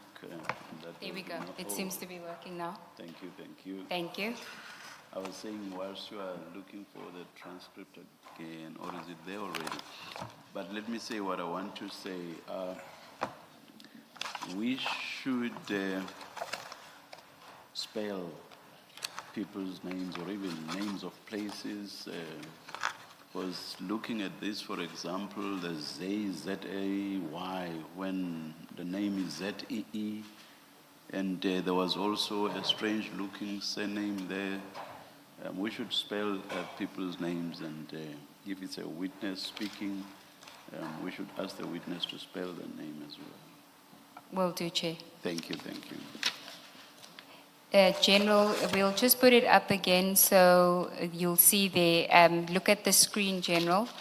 You'll see after line 20, I say, okay, then 94. 94 is a reference to paragraph 94 of witness A's statement.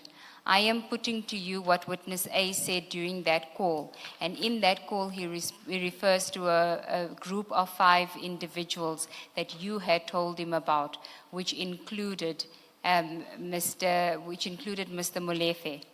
And then I also said to you that he had told him about another guy, which is a tall Zulu guy that lives in Sandton, Z-E, for the transcript, and his surname. There was no surname. Of course, once a name has been mentioned, we'll trust the transcriber to remember that we won't be spelling every time a name is mentioned. Indeed, Chair. Thank you, thank you. Do you recall that, General? And then I asked you and you said, no, I deny all of those.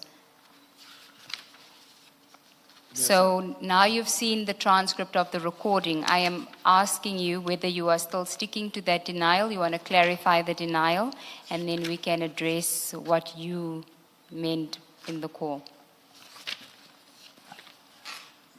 Yeah, I remember, and I even indicated that,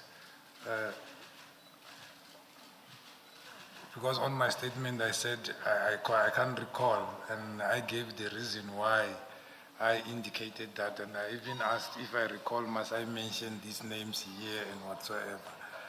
But today I did indicate that I agree with the statement to say, yes, I informed you, I shared information with him to say, the same person, I got information that he was working with somebody, and they were a group of 5, and they are having even mining rights, yes. Okay, now if we then go back to the transcript of the call, the recording of the call, you can go to file 4, page 66. 66. Yeah, 66. And we are at line 21, where it says, yes, him, I am sure they are 5. They are a group of, they were 5. They are having other companies together also, or mining rights together. Now, this group of 5, you say they are having other companies together also, or mining rights together. So it seems to me like you are saying, in addition to the companies or the mining rights that they have, there's another reason why you are referring to them as a group of 5, because you say having other companies together also. So what is the primary reason that you are referring to them as a group of 5? It can't just be because they have companies together. I'm saying they were a group of 5 partners, according to information, and that is what I said even today, to say information I got that the arrested person, he was belonging to the group of the deceased, and they were about 5, they are having also companies. That is what I indicated. Oh, they all originate from the deceased Mr. Mswazi, the 5. That is what I said, yes. Okay. And there's the Mr. Mswazi's name is mentioned, and we know that there's Mr. Molefe, and then there's a name that you don't mention. That's fine. Who are the other 2? I don't know. You don't know? Yes. Okay. How do you know there are 5 if you don't know about the other 2? Commissioner, that is what I was told, that there were 5. And then I happened to know the other Told by whom? 3 names which I were informed. Told by whom? By a source. Remember I said after, I remember even before, the source indicated to me that they arrested 3. They previously worked for Mr. Mswazi and as contract killers. And later on, when we were discussing after the arrest of Mnifa, I indicated to him, I got further information that this person was working with Mswazi and the other people, and they were also involved in mine. That is what I indicated. And I indicated those names which, that name which I was informed. Then other names which I'm not informed, I don't know. The 2 names that you mentioned in the same transcript, Joe on 68 and Zay on 67, are No, they that- part of the 5? No, that was something else.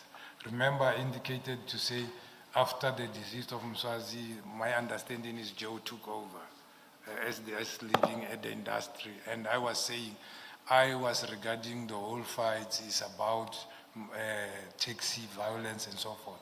That is where I mentioned that name. I said now there are people who are also there in the taxis now venturing on the construction mafia and whatsoever. That is what I indicated. So it's not related to that. But your simple answer is Joe and Zay are not part of the group of 5 that No. you mentioned in 66? No. Okay. How do you know they're not part of the group of 5 if you don't know who the group of 5 is, according to you?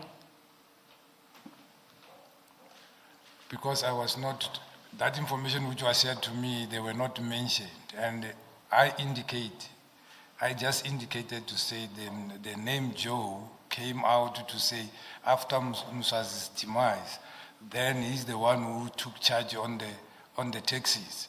And I was talking about something else. And regarding Mr. Orze, I indicated he is known to the two gentlemen, and I indicated the reason why I said they are known to him, to the general. But General, what you're being asked is, you say there are 5, and your language, I'm trying to see, you say, I am sure there are 5. So you say 5, and then you mention 2 names here in the next sentences. You mentioned the 2 names, Swazi and that other name, and then you say, and others, you see. Now, when you are asked about whether Joe is part of the 5, and the same as Zay, whether they are part of the 5, you say no.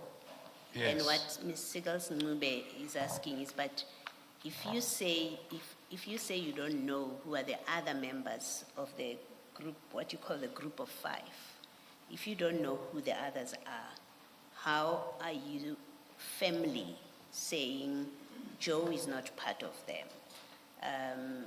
Zay is not part of them, because if you say that, if you answer that way, it suggests that you know who are the other members of the group of 5.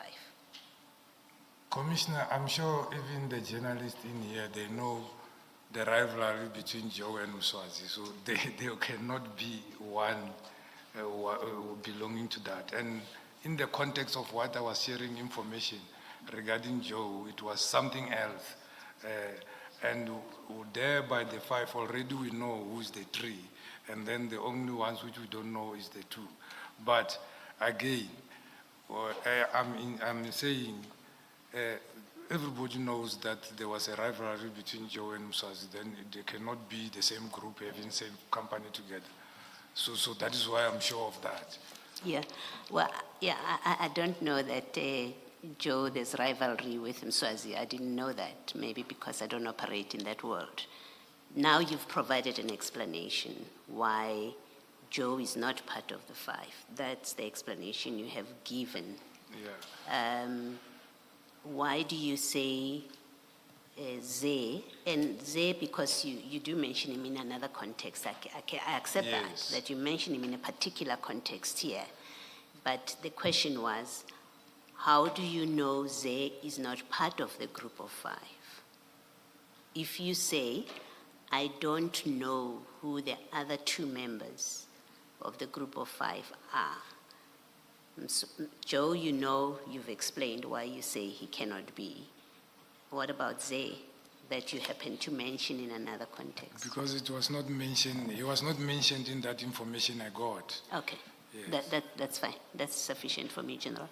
No, and just to clarify, you mentioned him in this context, because if you look at where you mention Mswazi, I will skip the other name, and then you say, and others you see, and then witness A says, yes, because even to me, he said that he has interest in mining.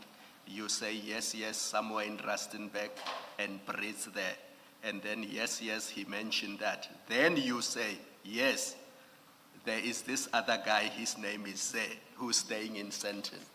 So you don't change context. You don't move from group of 5 to other people. You're still discussing mining, specifically mining interest in Rustenburg and Brits. And then witness A says, yes, you mentioned that, he mentioned that. Then you say, yes, there is this other guy, Zay. So you're not talking about taxes here, you're still talking about the mining interest. About mining interest, yes. And I've indicated that there was once people came to the office who indicated they were having mines with him in Kimberley and complaining to the National Commissioner and mentioned his, not Deputy National Commissioner, and mentioned his name. You've promoted him already. No. No, finish your answer. Yeah, no, I said, excuse me. And then they mentioned that they were partners with him, hence it was on that issue of mines. Yes. Yeah, and I indicated also that he's close to, they say he's close to Mr. Malema, and also the Deputy National Commissioner is also close to Malema, because now and then he reports to him certain cases which he tasked me. So it was in that context. Okay. Yeah. Thank you. General, are you aware that General Dumisani Kumalo gave evidence that one of the group of 5 is Mr. Matlala? One of the members is Mr. Matlala? That's correct. Okay. Do you know whether Mr. Matlala is one of the 5? Now, what I know he was a security for the late, not part of the 5. You know I don't know. But I know he was providing security for the late Mswazi. So you knew that Mr. Matlala is somebody that originates from the late Mswazi? No. I know he provided service to Mr. Mswazi. Linked to Mr. Okay, so he has a link to Mr. Mswazi, providing services for him. Yes. Okay. Can I ask differently? Now that Mr. Mswazi passed, do you know if Mr. Matlala has got any association with this group of 5? I don't know. You don't know? I don't know. Thank you. And you say that Joe is not part of the 5? Yes. If I take you to page 67. Before you move away, still at starting page, line 22, page 66, where we were.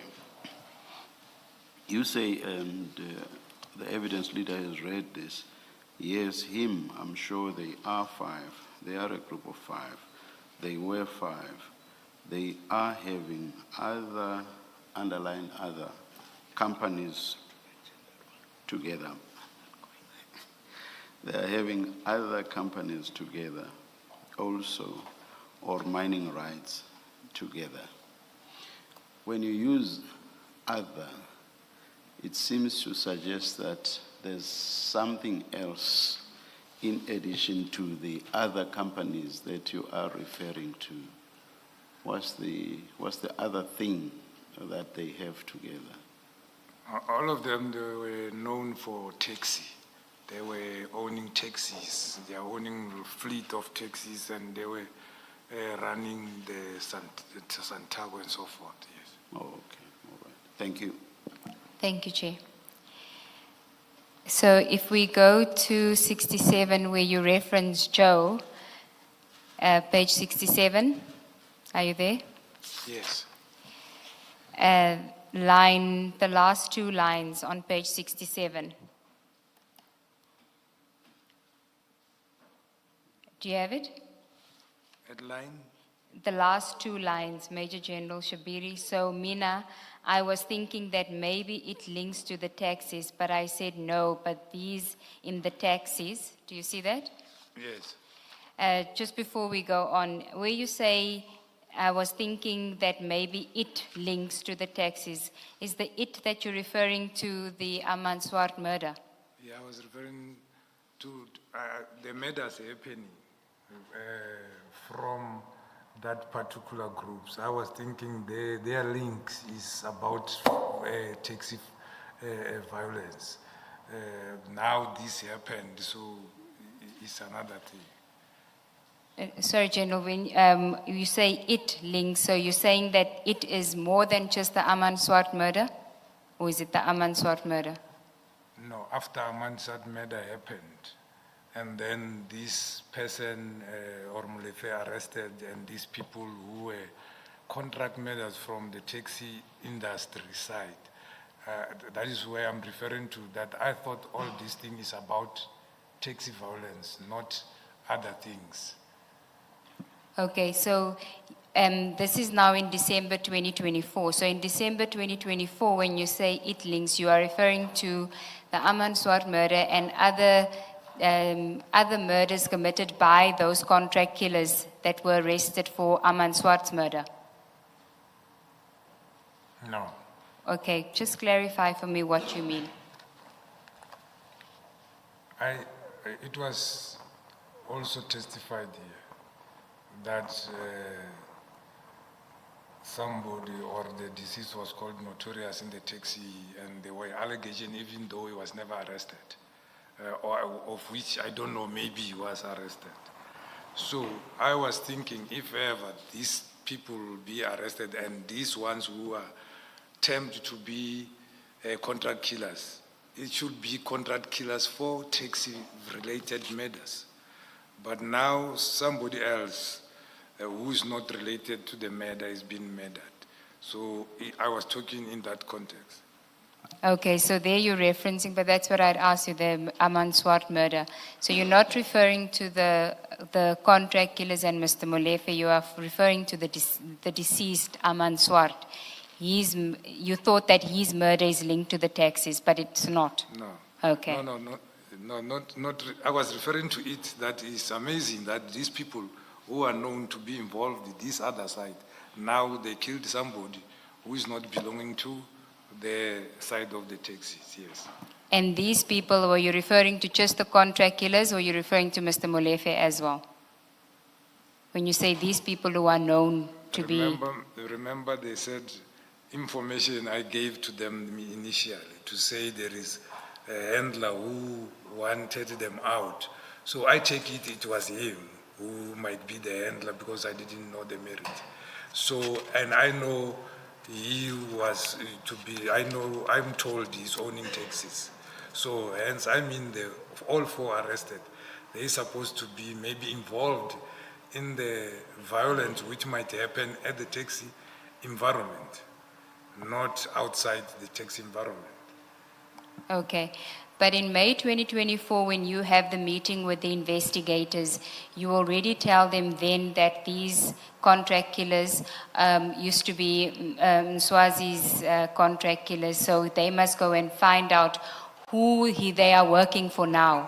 Remember, you said you gave intel so that CI and the investigators could follow up who are these contract killers working for now that Mr. Mswazi is deceased.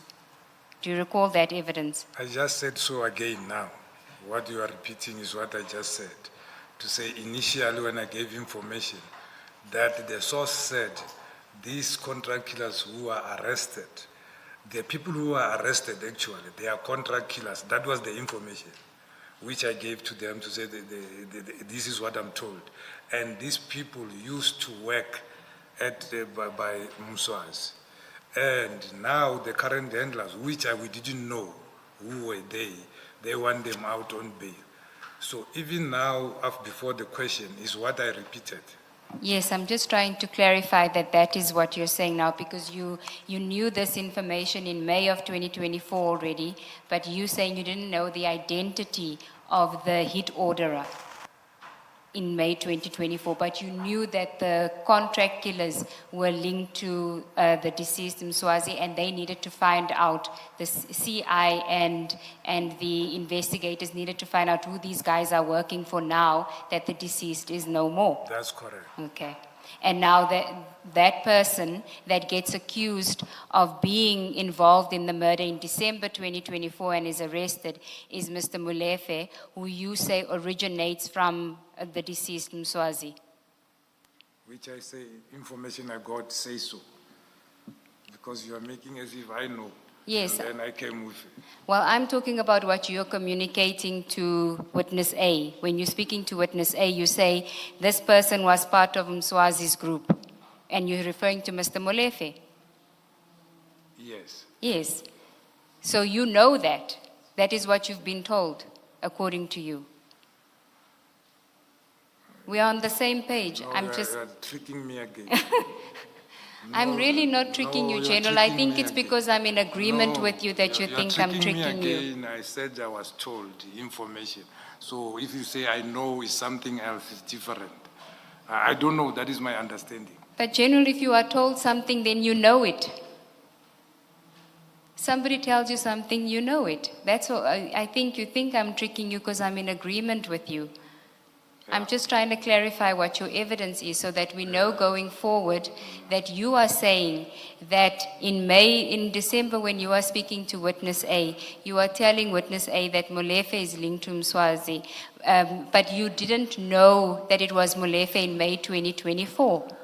Yeah, blame my tutors. They said what you know or knowledge is what you have experienced. So, Okay, that let's is my move on to understanding, yes. Okay. But I think in fairness to this discussion, General, in your conversation with the investigating officer, you don't say, I have been told.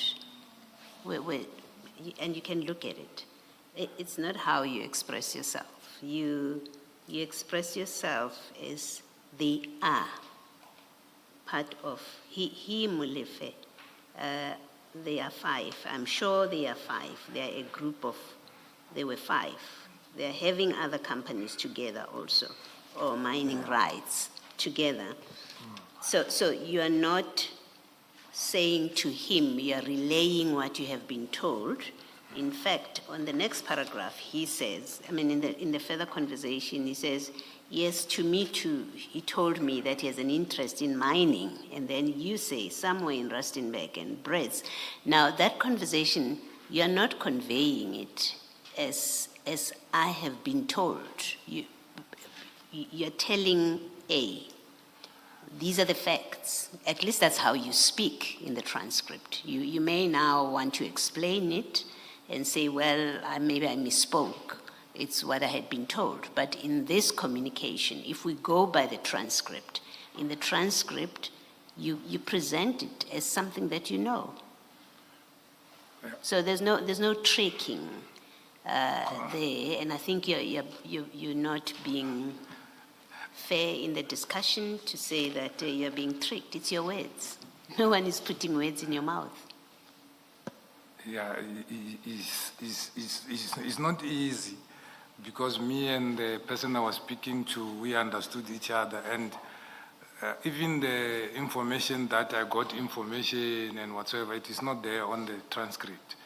And they indicated that they were not aware that some were not being recorded and so forth, but it will seem I'm reasoning. I'll leave it there as it is on the transcript. But what I'm explaining is what is the truth, is what I know. And General, to be fair to you, line 18 on page 66, because there you identify Molefe because you say, this guy, meaning Katiso Molefe, in line 19. This guy was the same group with Mswazi. So whether you heard that from somebody else or not, when you communicate it to witness A, that's how you communicate it. You may not have personal knowledge yourself, but the information you are communicating to witness A is that Katiso Molefe was linked to Mswazi, and they are part of this group of 5. So whether the source is somebody else, for now we can accept that what you communicated is that information. Right? Can I leave to my answer? Yes. Yes. And maybe this is just an interest to understand how it works. So, General, if somebody told you this kind of information, so you're not putting it as a fact, you were saying someone has told me, as head of organized crime, is it not supposed then to, as part of your functions, to then give you the beginning of an investigation to get you to a point where you are able to say that indeed they are part of a group of 5, or no, they're actually not part of a group of 5, or for that matter, there is no group of 5. So we take it past, I've been told, because you are head of organized crime in the country. What do you do when that happens, and what did you do here? And maybe let me bring it back to this, that you say to us you were informed, and that's what this conversation is about.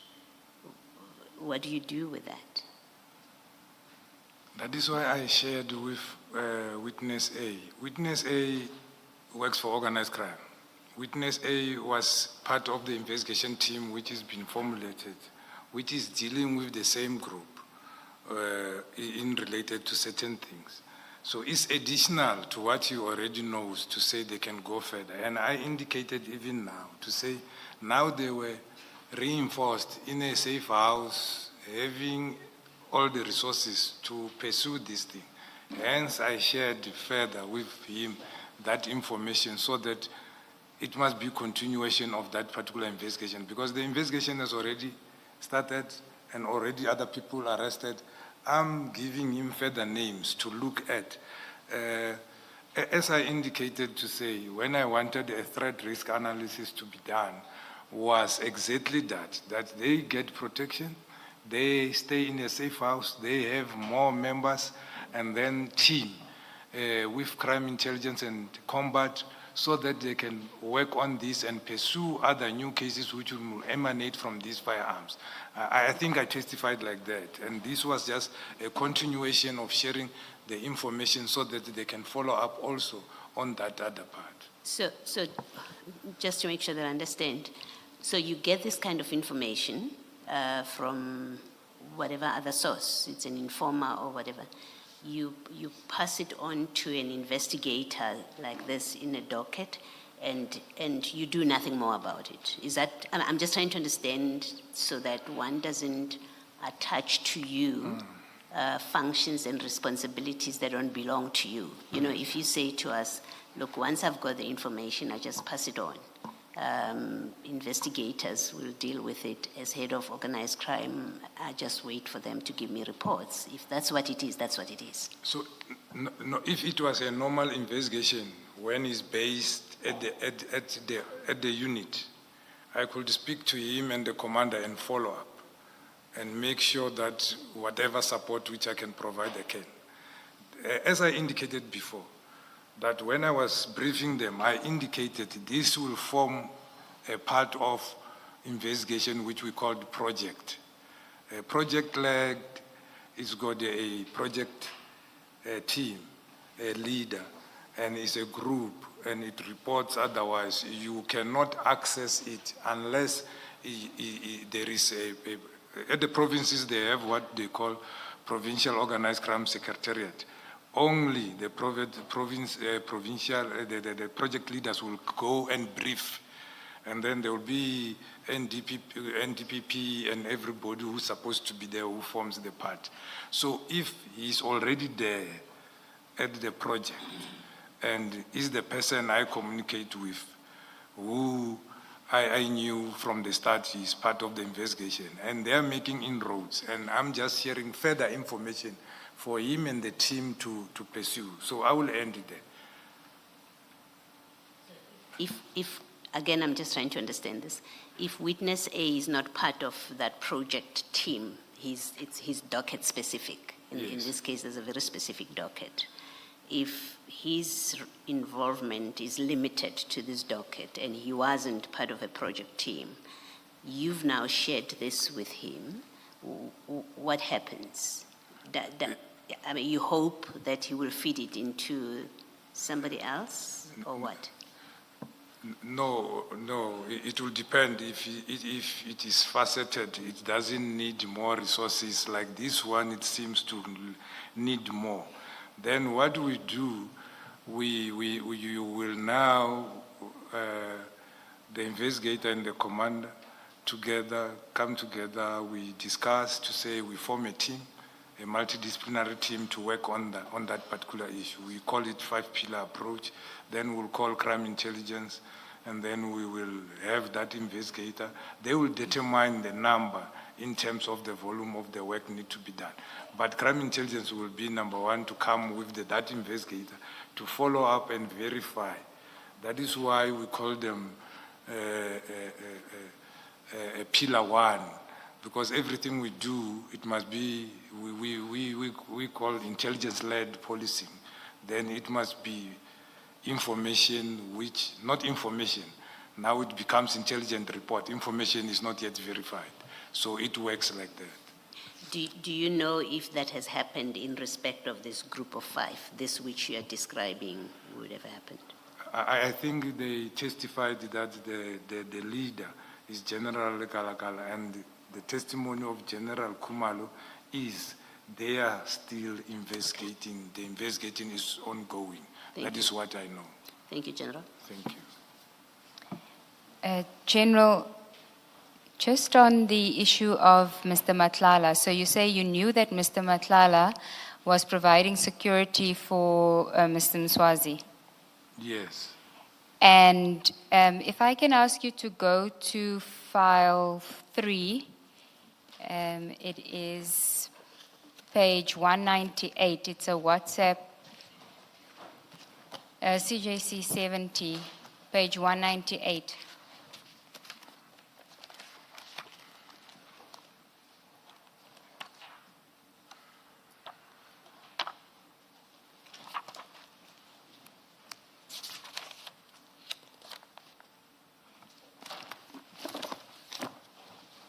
Yes, ma'am, I'm there. And these are WhatsApp chats between you and Sergeant Nkosi. That's correct. And were you aware that, and you must know that Sergeant Nkosi considered the late Mr. Mswazi to be a father figure? Did you know that? I don't know that he's a father figure, but I knew they are related. You knew that they are related? Yes. And did you also know that Sergeant Nkosi got to know of Mr. Matlala because of Mr. Mswazi? I don't know about that. They knew each other because of Mr. Mswazi. But Okay. I knew later that they know each other. Okay.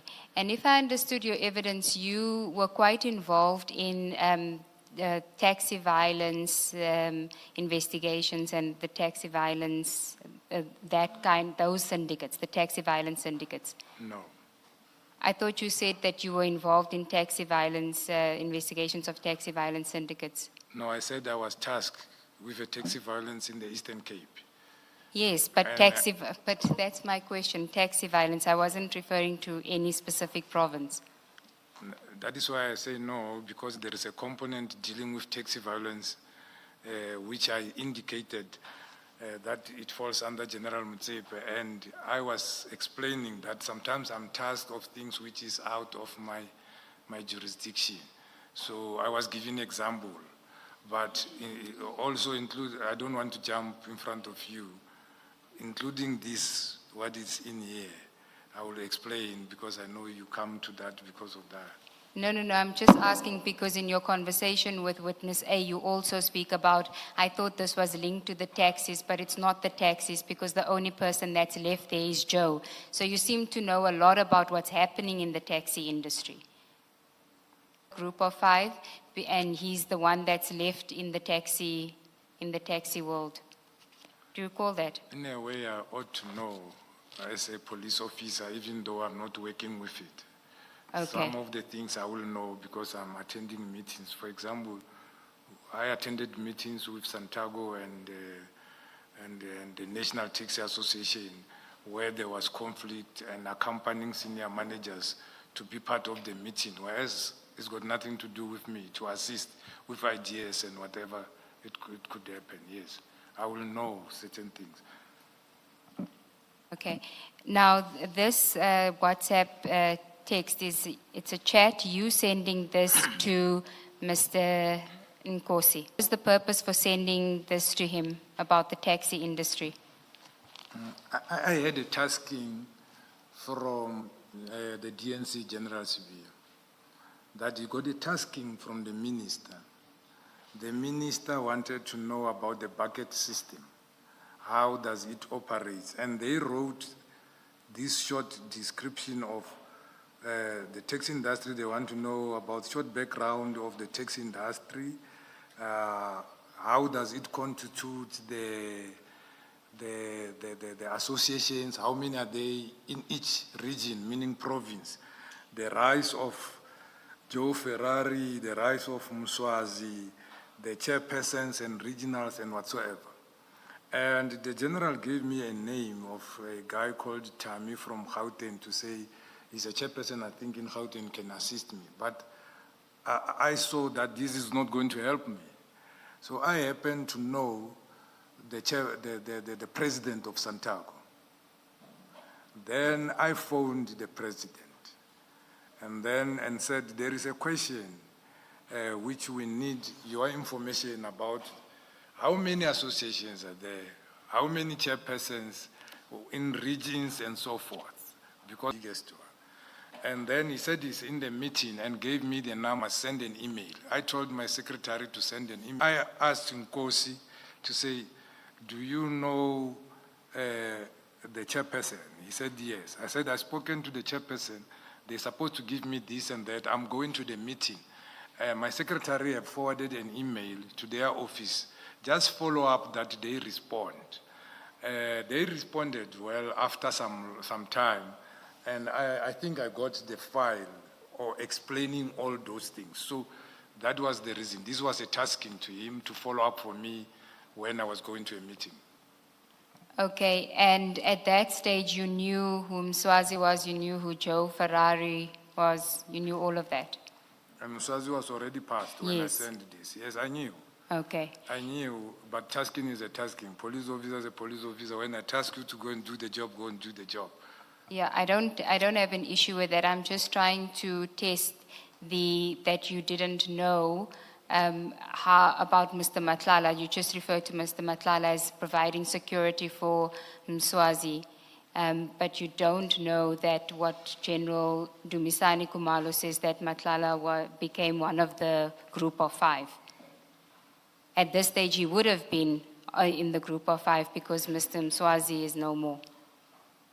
This is October 2024. You speaking to witness A in December 2024. Even today, I don't know. I heard what the investigation reveals now by the general. I don't know. And when you were telling the investigators in 2024 that the guns that were found on the alleged hitman of Aman Swart was connected to other murders, did your source tell you which murders they were? No. You didn't know? No. Okay. And now do you know? What I heard about a DJ somebody, another DJ whom I forgot the name. Yeah, I think I heard about 3. The attempted murder of Tebogo Tobejani. No, the attempted murder, I know that not about the firearms, about the suspects, those who were arrested on the Amanswart. They are linked to that, yes. So you know about the suspects? Yes, like they are charged on it, on the Tobejani murder.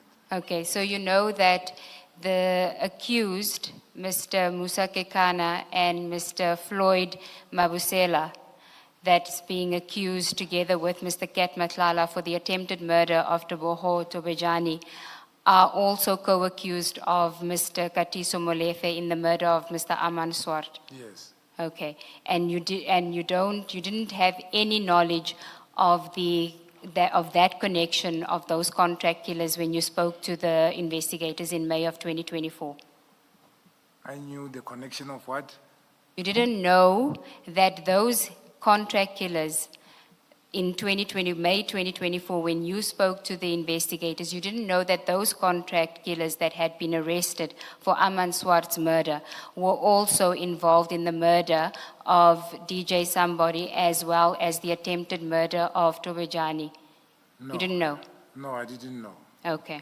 Remember when the DJ Somebody happened in Gauteng and I was still in Gauteng, so I was interested to finding out who killed him. So if I knew, they could have been linked. I remember even head office General Mutsipe, they had some information and took the docket and it was taken away from them after maybe the linkages have done.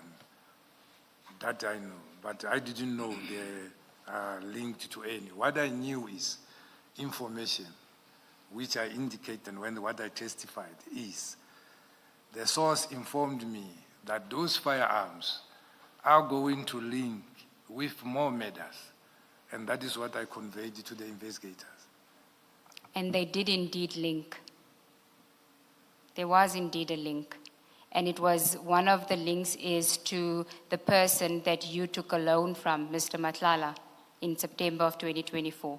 I don't know about that. And I didn't know if that will happen, so it happened. So even if it is linked to him, I didn't know. And it happened is a good thing that he's arrested for that.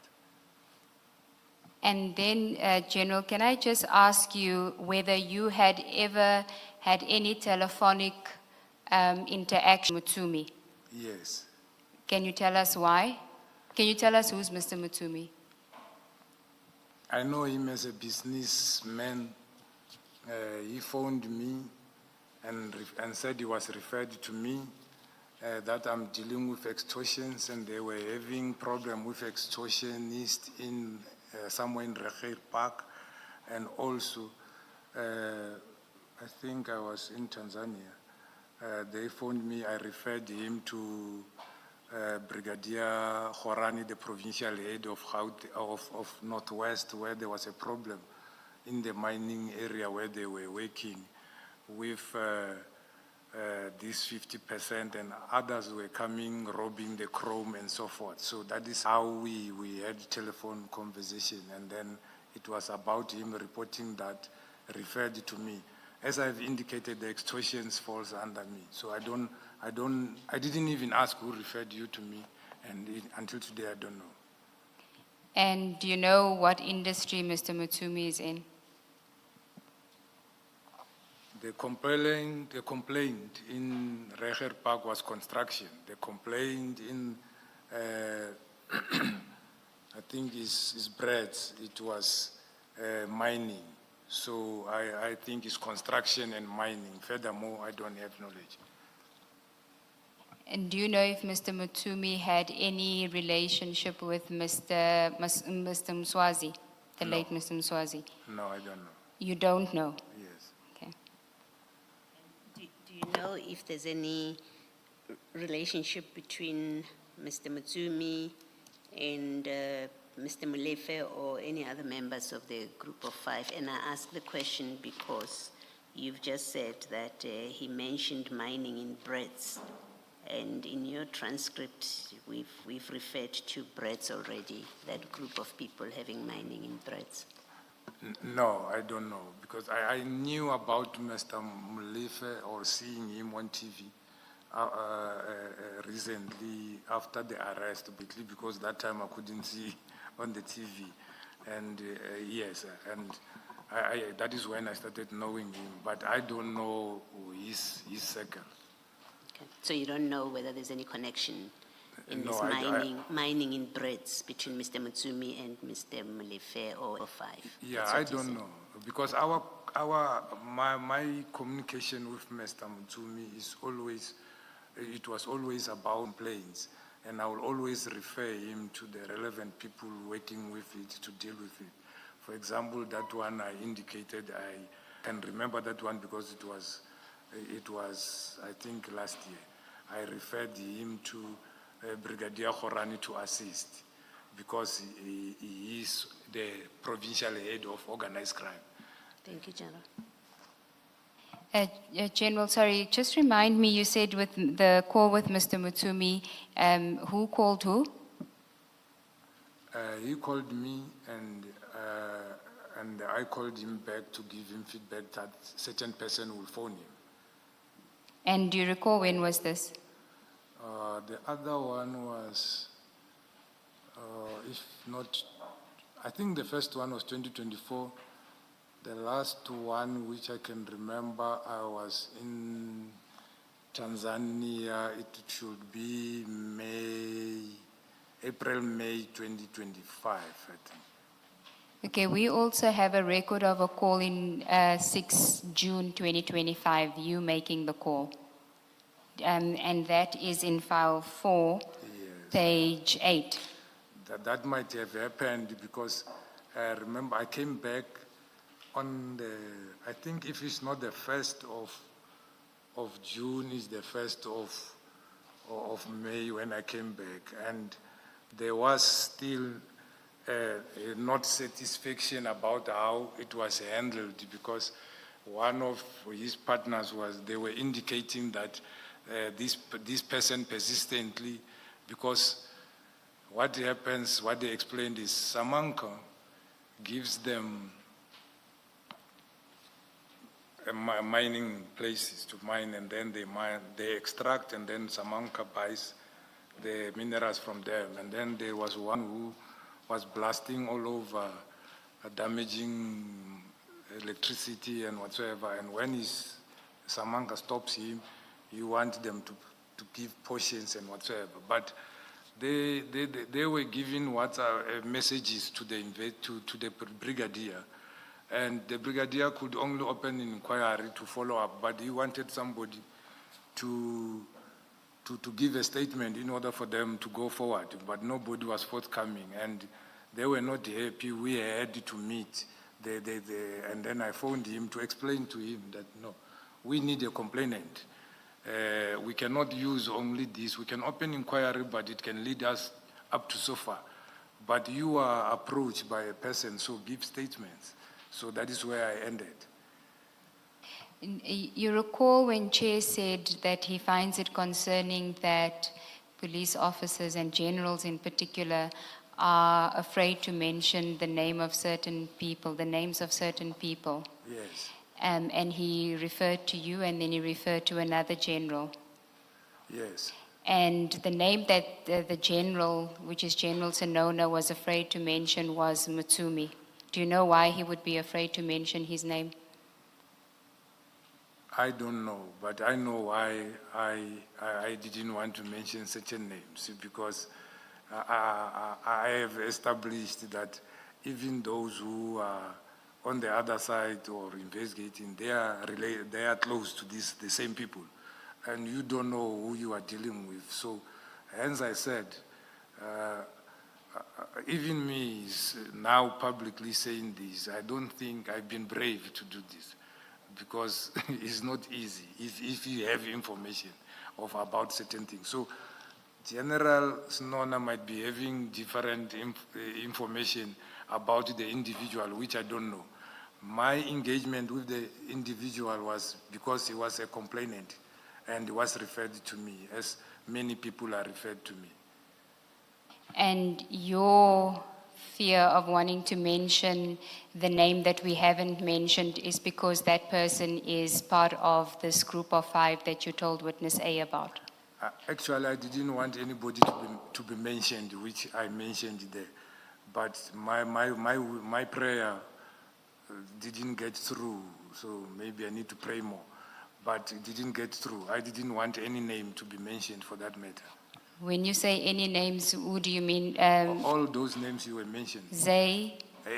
All those names, I don't know, all those names which were mentioned. Well, I want to understand why you would have a fear mentioning a politician's name. So, Mr. Malema, why would you be afraid to mention a politician's name? He's a public figure. Politicians have followers. It's like a priest. You don't know who's mad out there, who can do what when you say things. So I have seen a lot in the 38 years so I'm working with the police. So I understand. Leaving that topic, General, the question that I also had was, yes, you were reluctant to mention these other names, but there is this one particular name that you drew the line on and said, reluctantly the others can be mentioned, but not this one. Even the recording has to be manipulated so that mention of this name is not heard. And we're not asking you to mention the name. We respect the engagement that has taken place between the legal teams. Maybe the question is, why? What is the reason? And remember, General, look here, General, I want you to look behind me and understand what is it that this commission is probing. Do you see that this commission is probing interference and infiltration of the SAPS by alleged crime syndicates. I have full understanding. Yes. And again, without us coming to testify, the commission won't exist. Yes. And tomorrow, whatever finding will come without us being in existence again, it won't work. I indicated here my first day to come here and say, I thought it was reckless from crime intelligence head. And I'm taken to be maybe against crime intelligence. I respect the men very much. And we worked along well, and with all of them. And they can attest to that. I got information, I called them, and it's my point of departure. But to come, I had qualms with, to come here and say Shibiri gave us the name of the cartel. And you are having bodyguards 24 hours because of you don't want to be harmed by the same cartel. So that is what I indicated. When you say you, I assume you're talking about General Kumalo. Yes, he's having bodyguards. When you say you, looking at the three of us, I'm addressing you as, Yes. as my commissioners. I'm addressing you. So I'm referring to that to come and say that it was not palatable with me, and I thought it is putting me in danger. And that is why I indicated. I even requested a threat risk assessment, and I didn't get any response because maybe because I said I'm considered maybe to be a loyalist to General Sibia or whatever. But that is something. Here today where we are, my legal team, I indicated to them, I don't want this recording to be played, and if it is supposed to be played, it must be played in camera, of which I think the Commission's terms of reference allows. And I've seen people testifying as witness what, and what. And those people are under protection. I'm not. So you can ask them. Can I interrupt you? You're going to continue because Yeah. you're saying too many things. When you say you requested a threat and risk assessment, again, it's from SAPS. Yes. Yes, just so that we continue. Yes, with your answer. from SAPS. Again, because my remember now commission. you're referring to the commission. Yeah. And the public is listening. So we didn't want the public to think you've asked the commission. No, for the a threat commission and is risk now assessment, the commission and is it now was not. assisting me. Yes. No, you don't have to mention Yeah, that. okay. But Please don't speak at the same time. What you just said is very important. You say, with regard to protection, the commission is now assisting you. Yes. Thank you. yes, but from my team, legal team, they know my plea was this must not be played. This must not be discussed outside, or it must be protected like any other for that reason. But my prayers were not met, so I will live with the consequences. So it's fine. It's my question, because I want to give you a chance or an opportunity. And I don't want you to leave me with the feeling that you did not assist the commission to fulfill its mandate. And I hope you understand that. Because what has happened in 2024, you can't revisit, you can't go back to 2024 and change that. Your request to crime intelligence, we cannot go back and change that. When we are sitting here, we are probing these very issues. And if you are reluctant to share information with us, information that you know is relevant to our terms of reference, and information that you know will assist us to get to the bottom of what is happening. Have criminal syndicates infiltrated SAPS at the very highest levels? And if you know that, but you don't want to tell us because you fear for your safety or for some other reasons, I don't want to be left, once you are gone, I don't want to be left with the feeling that General knew something, but he didn't act and to tell us. Because I don't want to make findings against you based on that feeling or that hunch or that belief that you didn't tell us all you knew. Do you understand? Yes, That's why we are asking this question. Yes, Is there a reason why you don't want this name to be mentioned. And I'm not asking you to mention the name. I'm just asking you, is there a reason why you don't want this specific name to be mentioned? For the same reason, Commissioner, I love this country, and I've been a police officer for 38 years, and because I'm a patriot. When I came, it was because of money. I didn't have work, and then it changed when I'm working here and when I'm growing. One of the questions, number one, which the Commission asked me, was to indicate if ever I have knowledge of infiltration and how it happens. And I tried, to my level best of my knowledge, to articulate that to the Commission so that I assist. And I wanted to say, whatever it is said there, I told everybody what I told you because I wanted us to fight this crime and then to deal with it. So it cannot, when I have done so, and then don't want to tell the Commission. But I felt, because it's not yet over, and the fight is still going on, but the information is needed. And you made a provision that it can be heard, otherwise not mentioning names. Hence I said I wanted all those names not to be mentioned or relating to my conversation with witness A and whatsoever. And it was unfortunate that when I wrote my statement, I used not recalling, mentioning something intentionally to say I don't want to deny. I want to say in later stage, if we agree, because I told my team, if we agree, then I recall and indicate. And I also indicated here, because of that, I know I lived the same life for more than 6 years, which they are living now, and it's not the first time.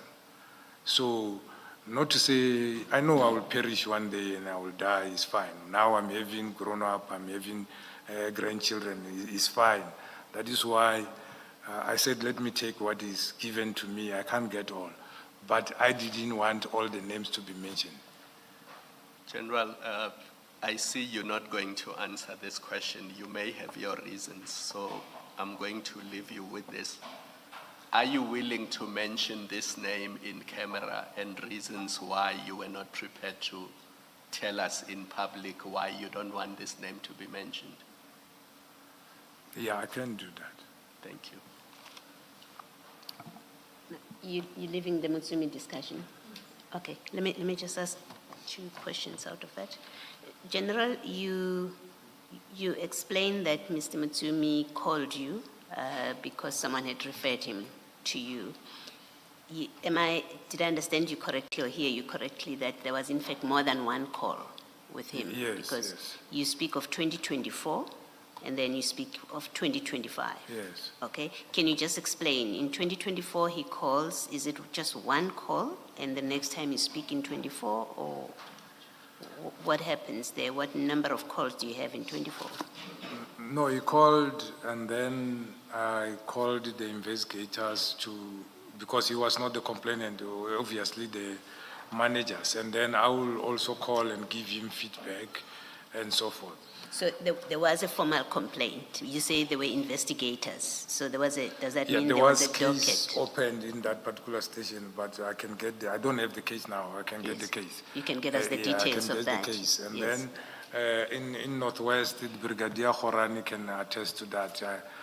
It's just that I don't have my WhatsApp, but I think he will still have the WhatsApps I forwarded to him of what was being depicted and what was happening. Yes. Yes. And that is, all of that is in 2024? No, I think I'm just trying to understand. Brigadier Khorani, I think, is 2025. Okay, so that's the one that we have here, Yes. a record of. That's when he called you. Yeah, it's 2025 when he called me. That is why I remember, because I attended the SAPCO preparatory for AGM of SAPCO in Dar es Salaam when I received the call. And Yeah, you've offered that you can get for, and for this one in 2025, is there a docket? Was there an investigator? I think Brigadier indicated that they opened an inquiry. I will follow up with him, but they did attend to numerous complaints whereby they arrested people who were robbing in that particular area, robbing the chrome or whatsoever. So, but he can provide such information. All right, thank you for that offer. And then from the evidence that, maybe let me ask it differently. What do you know about the association between Sergeant Nkosi and Mr. Mutsumi? Do you know anything about them being associated in any way? Not really, but it seems they know each other because when I was speaking about the mine thing, he indicated to say he knows Mutsumi. So I believe they know each other. Okay, so you mentioned your Mutsumi conversation. Yeah, because that time there was buses banned in Breads. And when they were going that side, I said, also, you must find out what is happening in those particular area of the mines there. I had a complaint from Mr. Mutsumi. He indicated, is Mutsumi who? I said, if I remember, he said Stephen or something like that, yes. Okay. And that's all? That's the only discussion you've had with Sergeant Nkosi about Mr. Mutsumi? Yeah, that what I can remember of, yes. Okay. And then General Sibia, do you know anything about any association between him and Mr. Mutsumi? I don't know. They might have, because I said he was referred to me, and I don't know who referred him to me, and I didn't ask him who referred him to me, but maybe they might be knowing each other because he knows a lot of business people, and mostly in South Africa it's like that. Prominent people, they don't like going down to the police station. They start there on the top.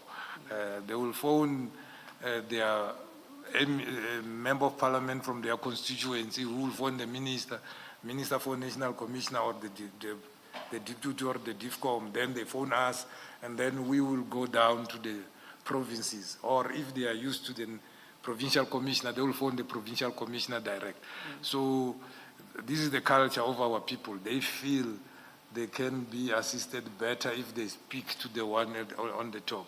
So the possibility is there that you don't know I don't know of any association. No. Thank you. Thank you, General. Thank Chair, you. I'm sorry to Yes, to Mr. disturb you. In that, with your permission, Chair, with regard to the issue of name mentioning, my instructing attorney is just basically instructing me to place something on record, particularly because the general might actually feel that we did not do enough to try and try and save the situation and so on. And this is just for the purpose of placing it on record. Other than talking to the legal team of this commission with regard to how the issue of the audio was going to be approached, I specifically, before the commission resumed, specifically raised the issue. I went to my colleague and raised the issue of whether or not the audio can be played without mentioning the names, for instance, referring to the names in terms of letters, whether it's A, B, or G, and so on and so on. And I made the point that I don't see what harm that would do to the case that they would have been trying to all the names or just the one name that has been skipped? Indeed, and if necessary, the general could simply write those names, just like he did with regard to one of the sources that he mentioned in here and then present them. But to avoid mentioning names, and I said... If it seems to be the case, there's an issue with regard to only one name, why should others not be mentioned? Well, my understanding was that, our instruction was that actually he didn't want all the names to be mentioned, but obviously he had to concede as he realized that there was a resistance to eventually he said, look, well, if it must happen, it must happen, then you can mention all the other names. So I think he was very frustrated. But the point that we are trying to do is just to place on record that we did, because bringing a formal application for an in-camera would basically have delayed the whole process. I mean, the issue arose while we would have had to adjourn and bring a formal application, and so it would have delayed the whole process, and he himself wants the proceedings to. I just thought that, my instructor just thought that we should place that on record. It's not as if he's trying to hide anything, but it's just concerned, just like anyone else, about his own safety. But when we resumed after the adjournment and everything then unfolded the way it did, we assumed that that was on the basis of an agreement between you and the evidence leaders. In that, we tried, I personally I tried my best to try and understand, but of course there was But did we not proceed in accordance with what had been agreed? I assume that that was so. And in fact, I think all of us did. Yes. Well, it has already happened. At least with regard to the other names. With regard to the other names. All the names that have been mentioned, or the names that have been mentioned. Yeah. Indeed. We were just placing it on record because, as I'm saying, Chair. But maybe I should. We couldn't understand yes, why. Yes. Not Maybe I should mentioning the names would have been a problem. sorry for speaking whilst you're speaking. Please continue. No, I'm sorry, Chair. I was simply saying, not mentioning the names, referring them by letters and so on. So I couldn't understand because those names would have been imported. They know the names. You would have known the names. You know the names. The public are just interested in the information, not necessarily the names. And there's a reason why the names shouldn't have been mentioned and so on. You see, my difficulty is if the witness has an issue or a problem with only one name, I don't understand why the rest of the names should be, or why letters should be used in respect of the rest of the names. I have a difficulty understanding that, if you see what I mean. Yes, I fully understand what the Chair is saying, but my submission is that he had a problem with mentioning all the names. But of course, it looks like they were grays. I mean, He was more concerned about certain people and so on. But he would have preferred that no one should have been mentioned and so on for reasons that he knows. He operates in that particular space. He understands the problems that might be out there and so on. He understands them better than us. And yeah. Thank you. Thank you, Mr. Mkhize. Ms. Sigels. Yes, thank you, Chair. The General's initial concern was about the one name that has been redacted. And then when we had reached agreement, my learned friend came to me and indicated that the General didn't want another name also disclosed. And I indicated that that name is already part of witness, in fact, all the names are part of witness A's statement, which is already on the website, already available, and which I had already put to the witness, to General Shibiri, publicly. So it didn't make sense. But insofar as the one name that had been redacted, we had no problem because there was an agreement. But it just seemed that it was now further agreements on names that were already public, and that is why. And I obviously would rather not disclose what it was said about why those names shouldn't. The General was uncomfortable about those other names. So the short point is we proceeded in accordance with the agreement between council. Indeed, Chair. Yes. I think the General was just responding insofar as the suggestion is that he's afraid to just mention that name. It's not that the suggestion is that he's not afraid to mention that name. He didn't want any of the names mentioned, not because of fear is the suggestion, but because he didn't want them named. Towards the end, in response to a question by me, Mr. Mkhize, you were talking, I don't know if you heard, Ms. Sigels Ngube says, we proceeded in accordance with what was agreed between council. Do you confirm that? Finally, whatever may have been said leading up to that agreement, but ultimately the agreement was in accordance with, It was or more- rather how we proceeded was in accordance with It what was more of a concession than an agreement, Chair. He said, look, yes, and then we had, yes. or an agreement extracted through a concession. Thank you very much. Thank you, Mr. Please take. Oh. Thank Sorry.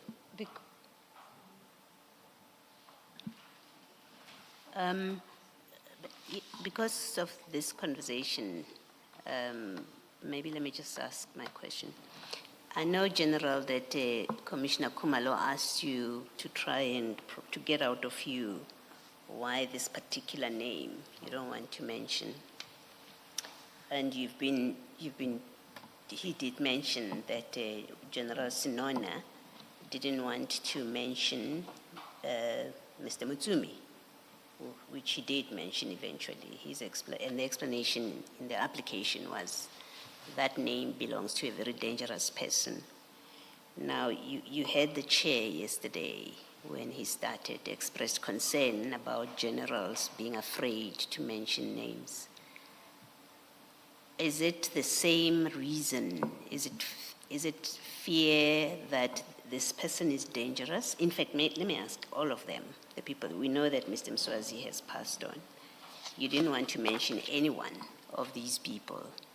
You have said they have somebody, you never know who's related and associated with whom, but you, even on the basis of that concern, you made the compromise that the other names can be mentioned, but there is just this one name that let me finish. There's just this one name that you don't mention. My question is not so much about this one name, it is to understand the reasons for not wanting to mention people by name. And there's a risk of attaching possible explanations if there's no explanation, satisfactory explanation from you, the witness. The one risk may be, well, you're protecting this person. You don't want them to be exposed. That's the one risk. And I'm saying risk, I'm not saying that's why you're not mentioning them. The one risk is, well, you're protecting and maybe you're sacrificing, you're prepared to sacrifice the others now that you were put in a spot and you're providing cover to this person. That's the one risk, possible explanation. The other explanation is, well, maybe there's still ongoing investigations about all of them, but especially this one, maybe the investigation is still in early days. And so you would be compromising it. The other possible explanation is all of them are dangerous, but especially like Mr. General Sinona said about Mutsumi, they are all dangerous, but especially this one. And maybe there are chords with your safety concern where you say they all have protection and I don't have protection. That's a possible explanation, and that's the chair's premise, that it's because you're concerned, you're scared for your physical safety. So without a proper explanation, there's a risk that not just us, but the listening public, they draw their own conclusions. You've heard the chair yesterday say it's a sad day that generals who are supposed to be investigating these people are scared of them. I don't know if you're happy to leave it at that. That's the impression that these exchanges of fear and not mentioning people, they leave that impression. Can I ask you to comment if you want to? You don't have to, General, if you feel you've said enough about it. I just, in fairness to you, think I should put it to you because it's something that's of a bother, that the head of organized crime in the country doesn't mention names and we don't quite know why. Yeah, It happens worldwide that people subject to investigation, sometimes we don't mention. And again, that is why even in the country we have laws whereby we can say we don't mention certain information.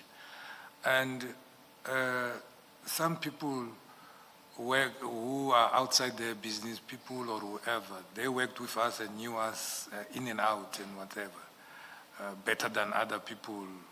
So it becomes a problem when you arm somebody who you know he knows you in and out, or even your own family can be known to them. So the danger is not about me. The danger might be, I know the senior counsel, I know where his children are going, and we went to school together and know in everything in and out. And sometimes you know how those people can behave. So I didn't want to respond actually, but I know you will not let it go. So that is why I responded. It's a safety issue, General. Is that all it is? Yes. It's a safety issue. Yeah. All right. It's all right. Thank you. Thank you. General, there's just one aspect that I want to deal with in conclusion.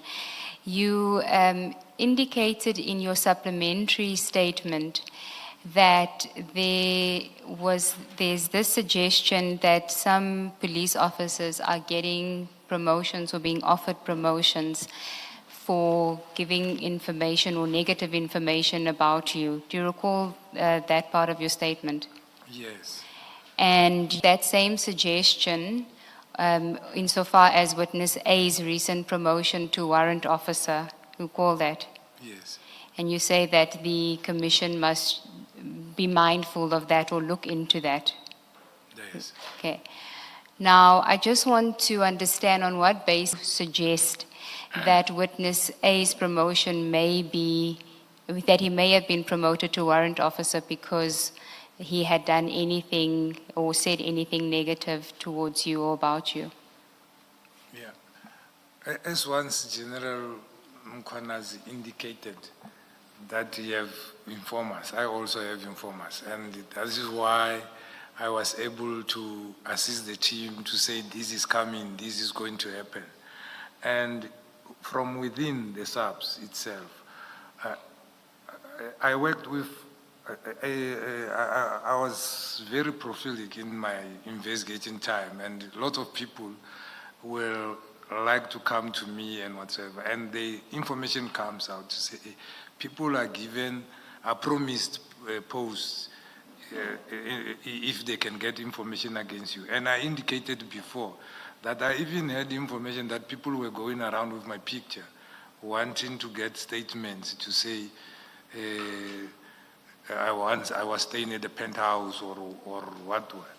And I gave a statement of a member who was driving me from October to December, whereby I was approached by one member who's working there to say, we want information about the person you are driving, his relation with General Sibia, and we can make you a captain. And we attached that statement. So it is on that basis. And also, I indicated to the commission that one of the recommendations by the commission was the National Commissioner must appoint a team to investigate those who were being mentioned here in the commission and where the commission had a view that there is a prima facie case, including myself. And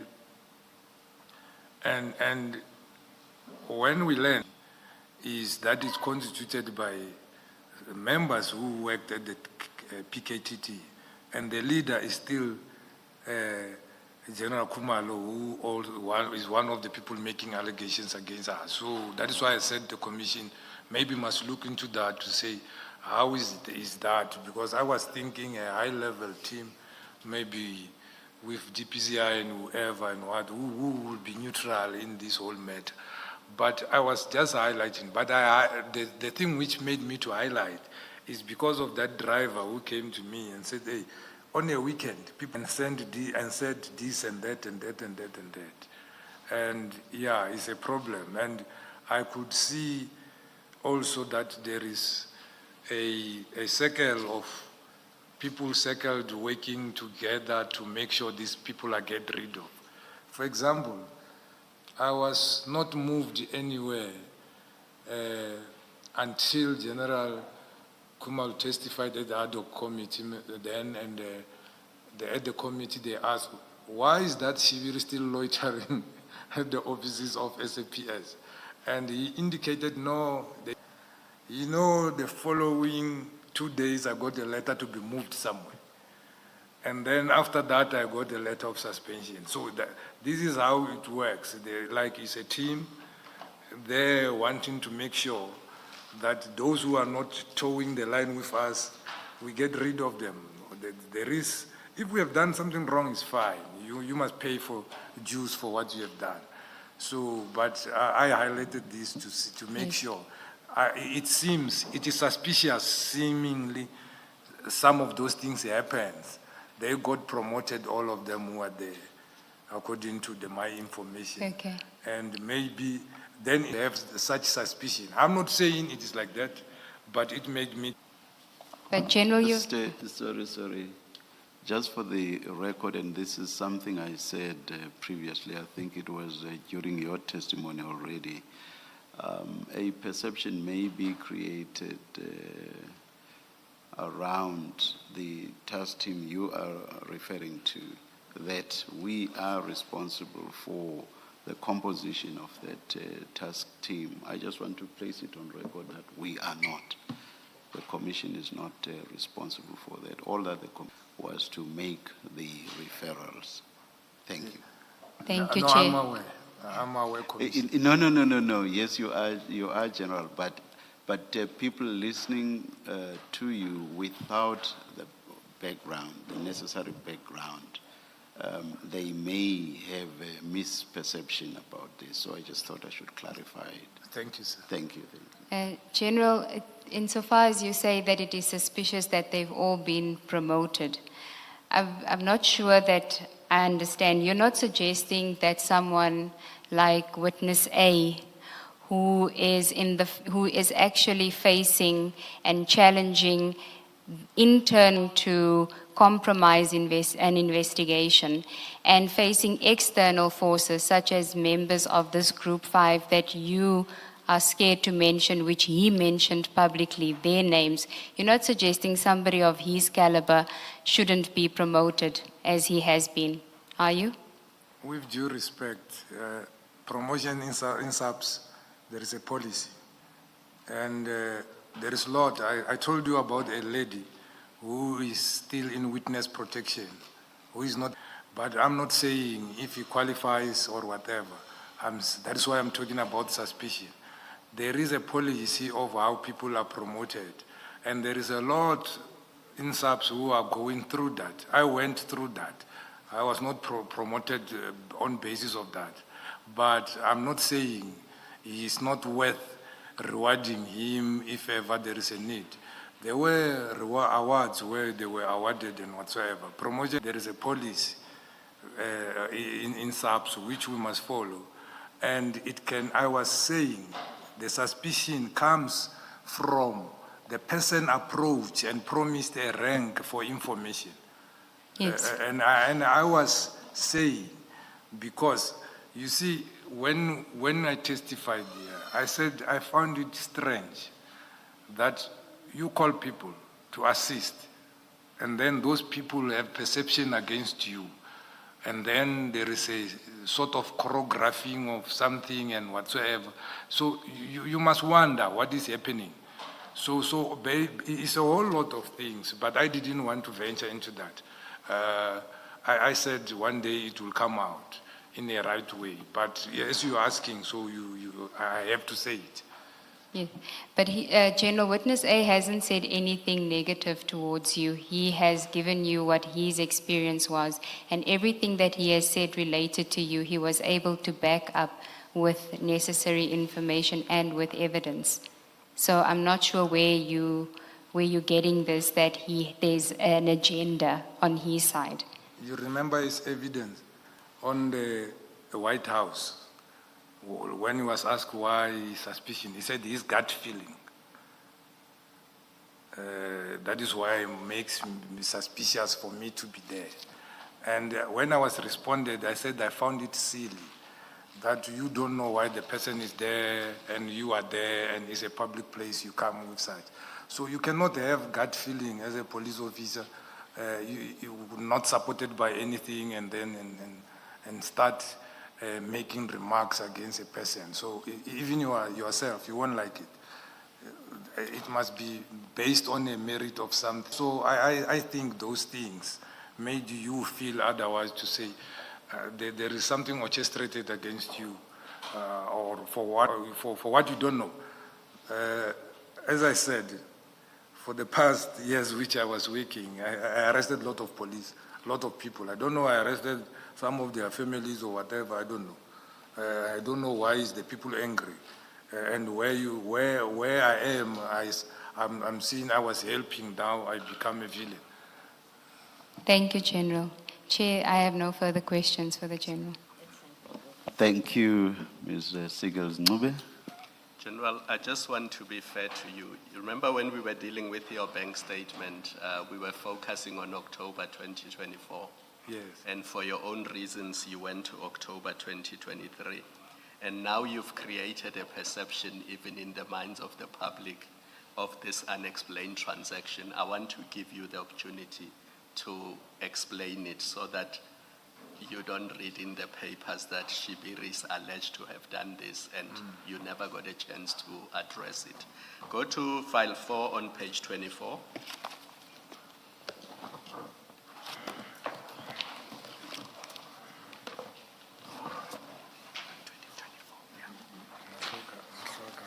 Too much.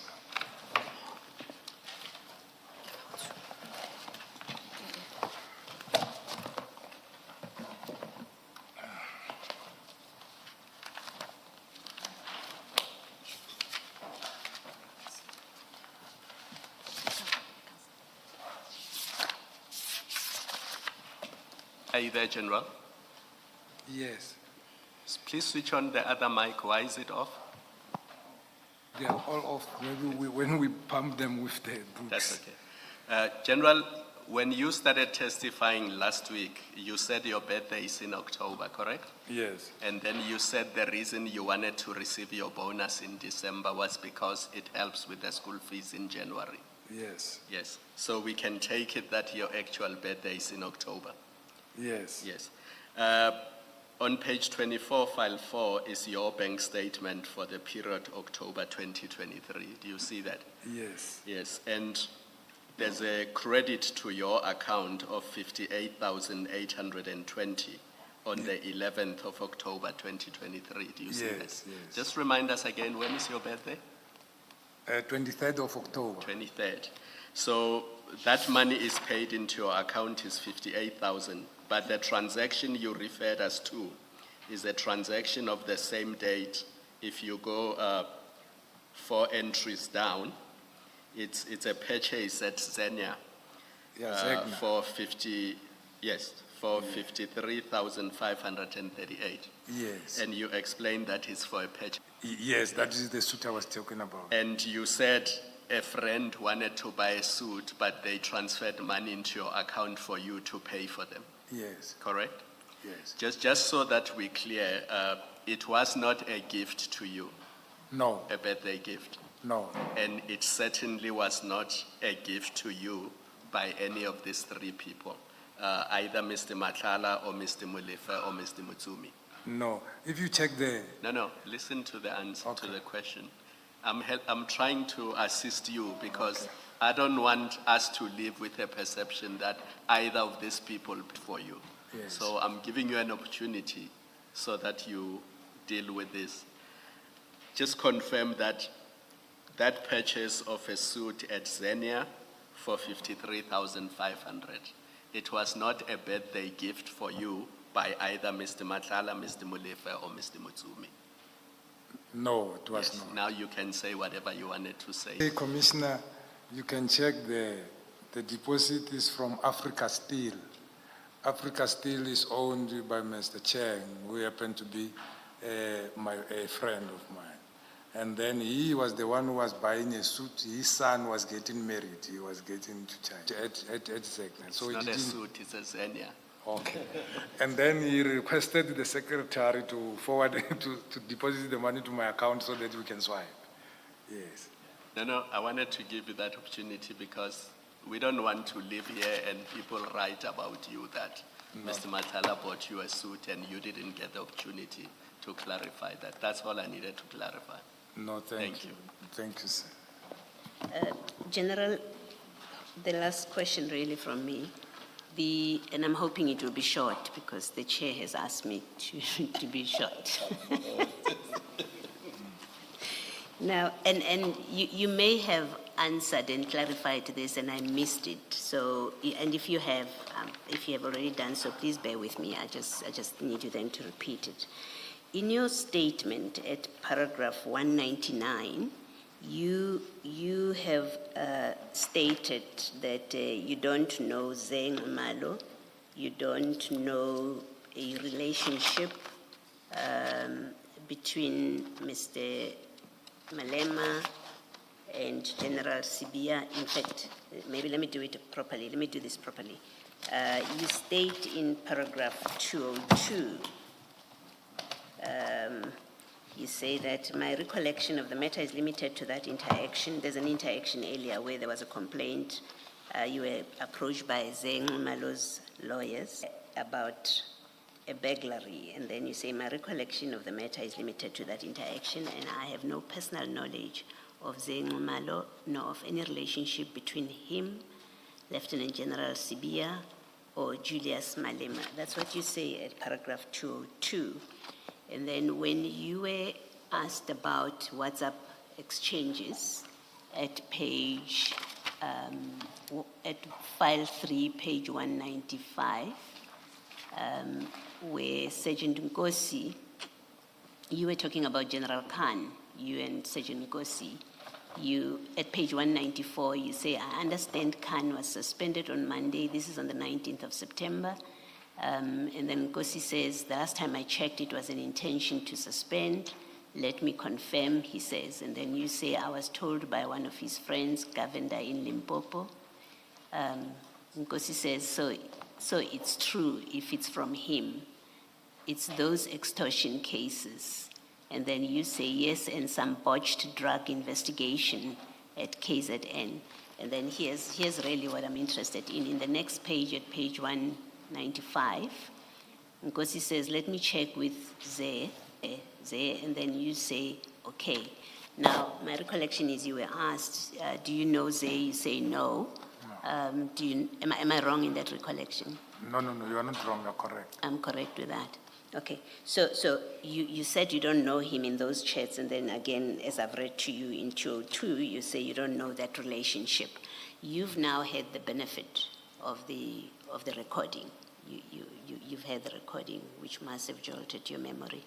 Am I correct to say you revise your position about this issue? You did convey to witness A that there is a relationship between Zeng Malo, Mr. Malema, and General Sibia.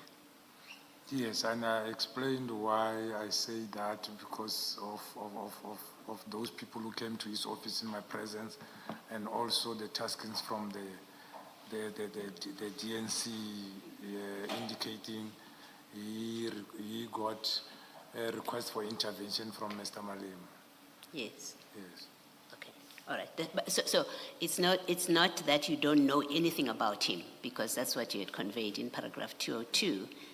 Even when you were discussing the WhatsApp, you were asked, why does he send this to you? You said, I don't know. Do you know Zay? You said no. So what I'm checking with you is that you do revise your position, that you do know him, and you did mention. I know the name, not him. I don't know him. Okay. And even the description, it was the description from the person who was informing me that time to say he looks like. But I suspected it's the same person. Yes. Yes.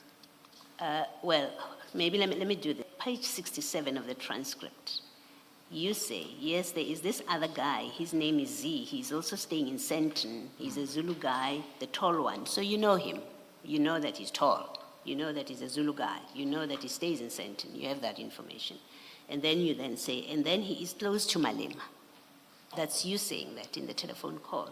So Malema is close to Sibia, you see, so you've created, firstly, you know the person, you describe who Ze is, not just by name, you say he's that tall guy, but you also know that he's close to Mr. Malema, that's what you say, and Malema in turn is close to Sibia. That's all I was checking, that while you deny categorically in your statement at 202, you deny that you know anything about them having a relationship. Remember that paragraph 202. You say, I never said that, I don't know that. And then in the WhatsApp exchanges, when you were asked, you said, well, he just said he will, that's what you said. And I'm saying, but the transcript reflects that you actually do know something, whether you were told or you know it personally, but you conveyed to A that you know something about the relationship amongst these three people, and that Ze is that tall guy, which means you know him personally. It's explaining on the phone. Remember, it was linked to the information and the description which was given to me. But when coming to this one is the first time you were asking about when Nkosi said you will ask Ze or whatever you mentioned, but I didn't know who is he talking about, because it is now in December. I don't know when was that one when I received information, because It was in September. Yeah, knowing Nkosi that he knows a lot with the lot of officers, I wanted to confirm if this is true, because I didn't believe. I was informed by somebody that the general might be suspended, and he said he's going to. I thought that this person he's talking about might be a member of SAPS, but I was not sure if ever it would be that one. Thank you, General. Thank you, Chief.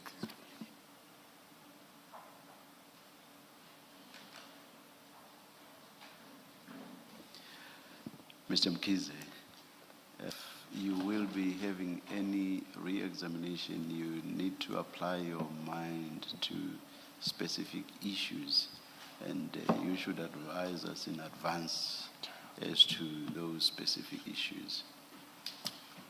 Indeed, Chair, our position as it stands. But I was thinking you could come back to us on that when we resume after the lunch adjournment. Indeed, our current position is that the default position is that we are unlikely to do any examination, but should it be necessary, and then of course we'll do it. You'll just tell us then when we come back whether there is or there is. Let's adjourn and resume at 2:20.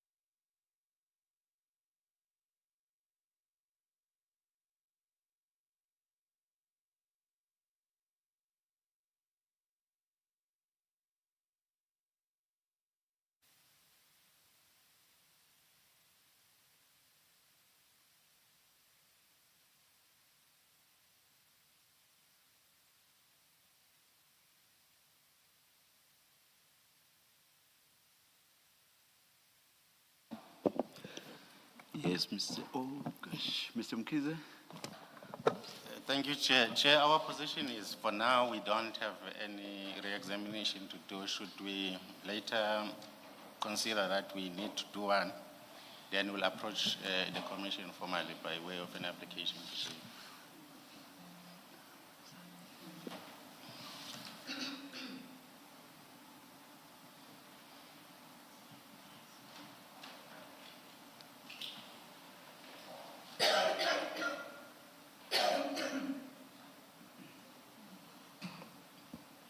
We will excuse the general then.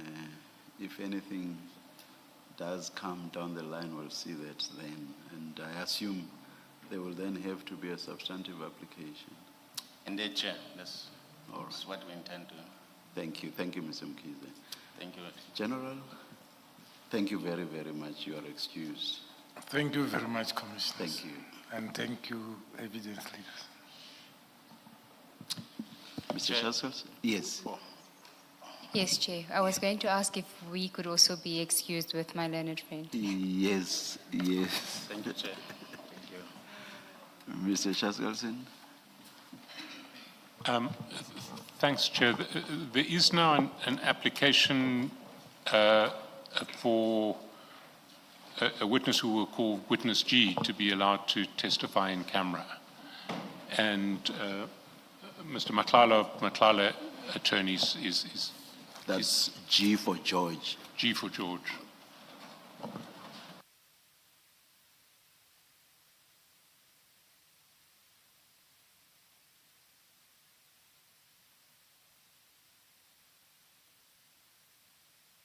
Oh, yeah. Perhaps let's come back in when it's indicated to us. We'll stand just outside. Thank you very much. Sorry, I didn't realize that let's the legal team wasn't here. Thank you. Let's adjourn.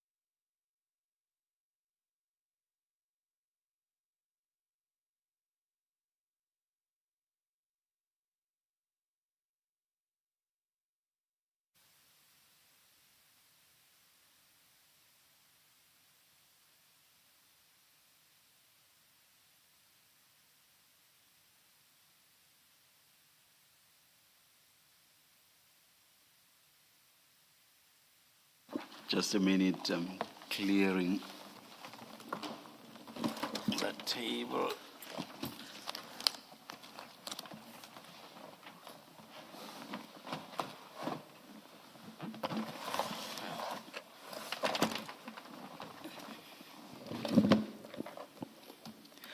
Good afternoon, Mr. Chaskalson. Good afternoon, Mr. Madlanga. Afternoon, Chair. Afternoon, Chair.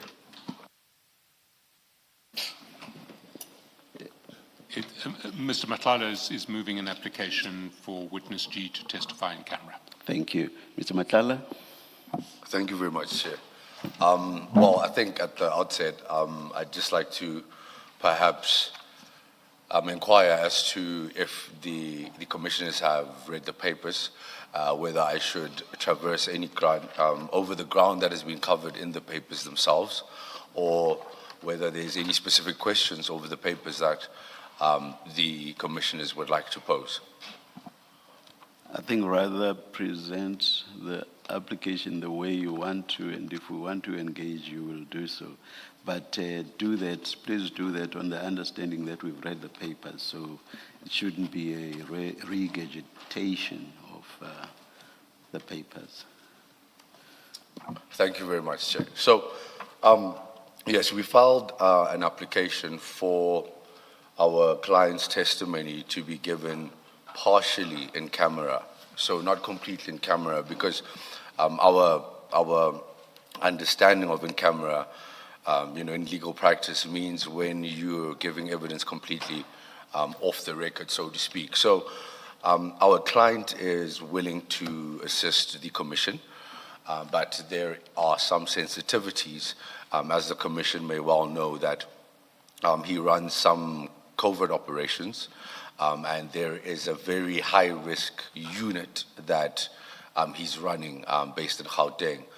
Naturally, these are some of the details that I wouldn't want to spell out and name publicly right now. So we're of the view that given that Rule 4 of the Commission's rules do make provision for an application of this nature, there's an opportunity for the Commission to show that it does take the safety of, witnesses, and I'm not suggesting that there was ever any narrative on our part that the Commission does not take the safety of. I think it's an opportunity to reaffirm that perception. And then what makes this particular application pertaining to our client unique is that because the witness deals with informers and the likes and operational contacts, their safety may be at risk as well. Should, for instance, somebody, our client, with a particular informer, there could be conclusions drawn correctly or incorrectly that the particular individuals that may have been seen with were acting in a capacity of being informers and the like. And what makes it even more riskier is that there's also the risk that individuals who are socially incidental to the witness could also be seen as informers. So that's basically our submission. So what we're asking for, in principle, is for the evidence to be given remotely. However, it can be broadcast and Remotely and off camera. Remotely and off camera, yes, that's correct, Chair. Remotely and off camera. And if it is possible, we'd also request for, if the technology, if the Commission is in possession of this technology, voice altering. Otherwise, what we could do, and I'm just brainstorming here, what we could do is that we could borrow the process that is employed when a translator is used in proceedings, where there's a little bit of a buffer between the person giving evidence and the evidence being received. So in other words, where the witness could give his testimony and then somebody else speaks into the mic, because there is a world where the witness has a unique voice. I'm not saying he does, but there is a world where he does. So I think on in principle, those are our submissions. We know that it's a Friday, and we want to keep it short. Thank you, Chair.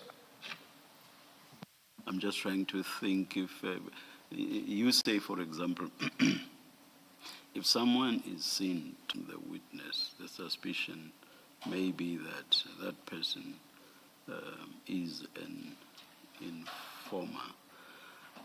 I'm just thinking about the recognition of the voice in that sort of context. The recognition of the voice is not necessarily... That is witness G's voice. Yes, the recognition of his voice does not necessarily pertain to the fears that were articulated regarding him having been seen with other witnesses. It exists alone, but, you know, and I would like the Commission to take judicial notice, if I may, of the era that we're living in, where people are just connecting dots everywhere. You know, on social media, you've got X, you know, and people are just connecting dots. So what we're trying to do is we're just trying to be as prudent as possible to conceal the identity of the witness. There are many witnesses who have testified before us here, and I remember very few of their voices. So I'm just saying, you know, maybe it may be, but that's not my final view. But getting the voice, distortion, may be a tall order. That's just at this stage. It's a prima facie or prima facie, depending on whether you're a Latinist. That may be a tall order. I don't know. Chair, that is completely understood. Not want to, you know, belabor the point or hammer the point, and yes. If it is unreasonable in the circumstances, then I'm not going so far as to be that strong, at least not at this stage. You said those are all the submissions you wish to make.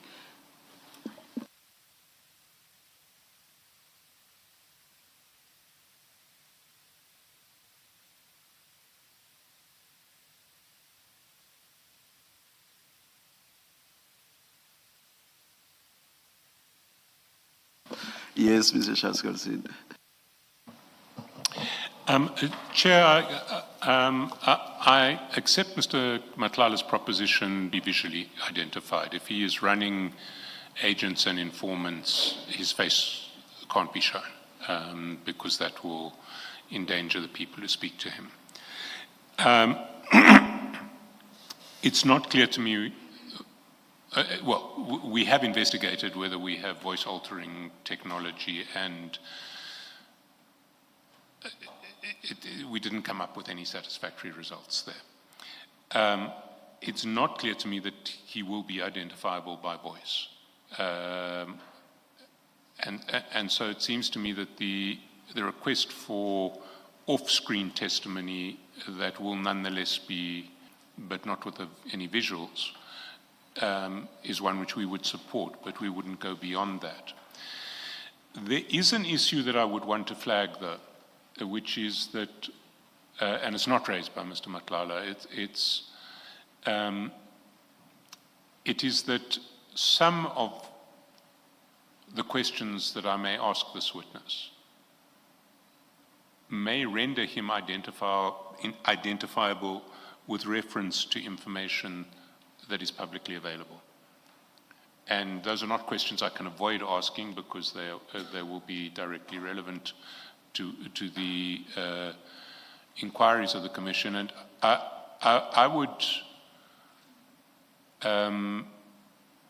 I'd like to just place that issue before the Commission now.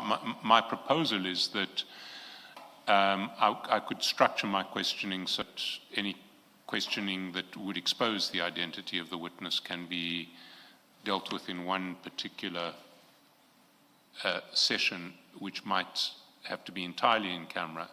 But if the Commission is inclined to make a ruling of that nature, then it should make it in the form of a rule nisi, because we've given an undertaking to the media that we won't ask for a fully in-camera testimony again without giving 72 hours notice to the media to object.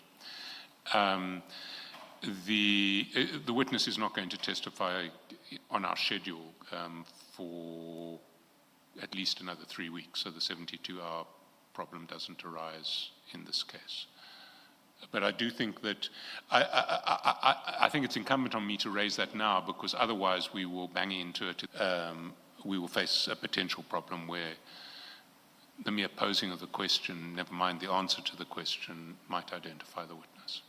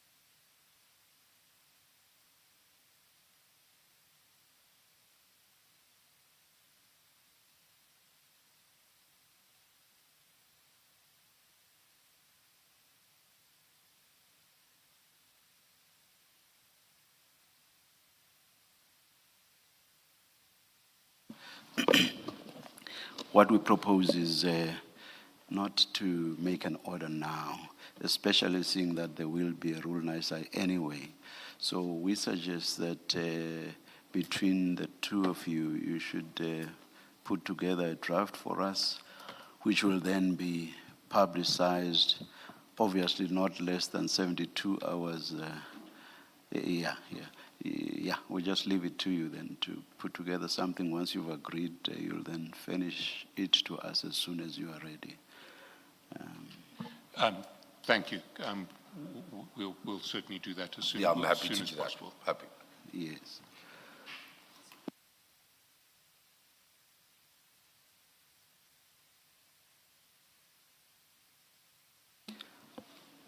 So the order for today will just be a stand down until we've received the draft. Thank you. Sorry Thanks, for not Chair. arranging that in advance.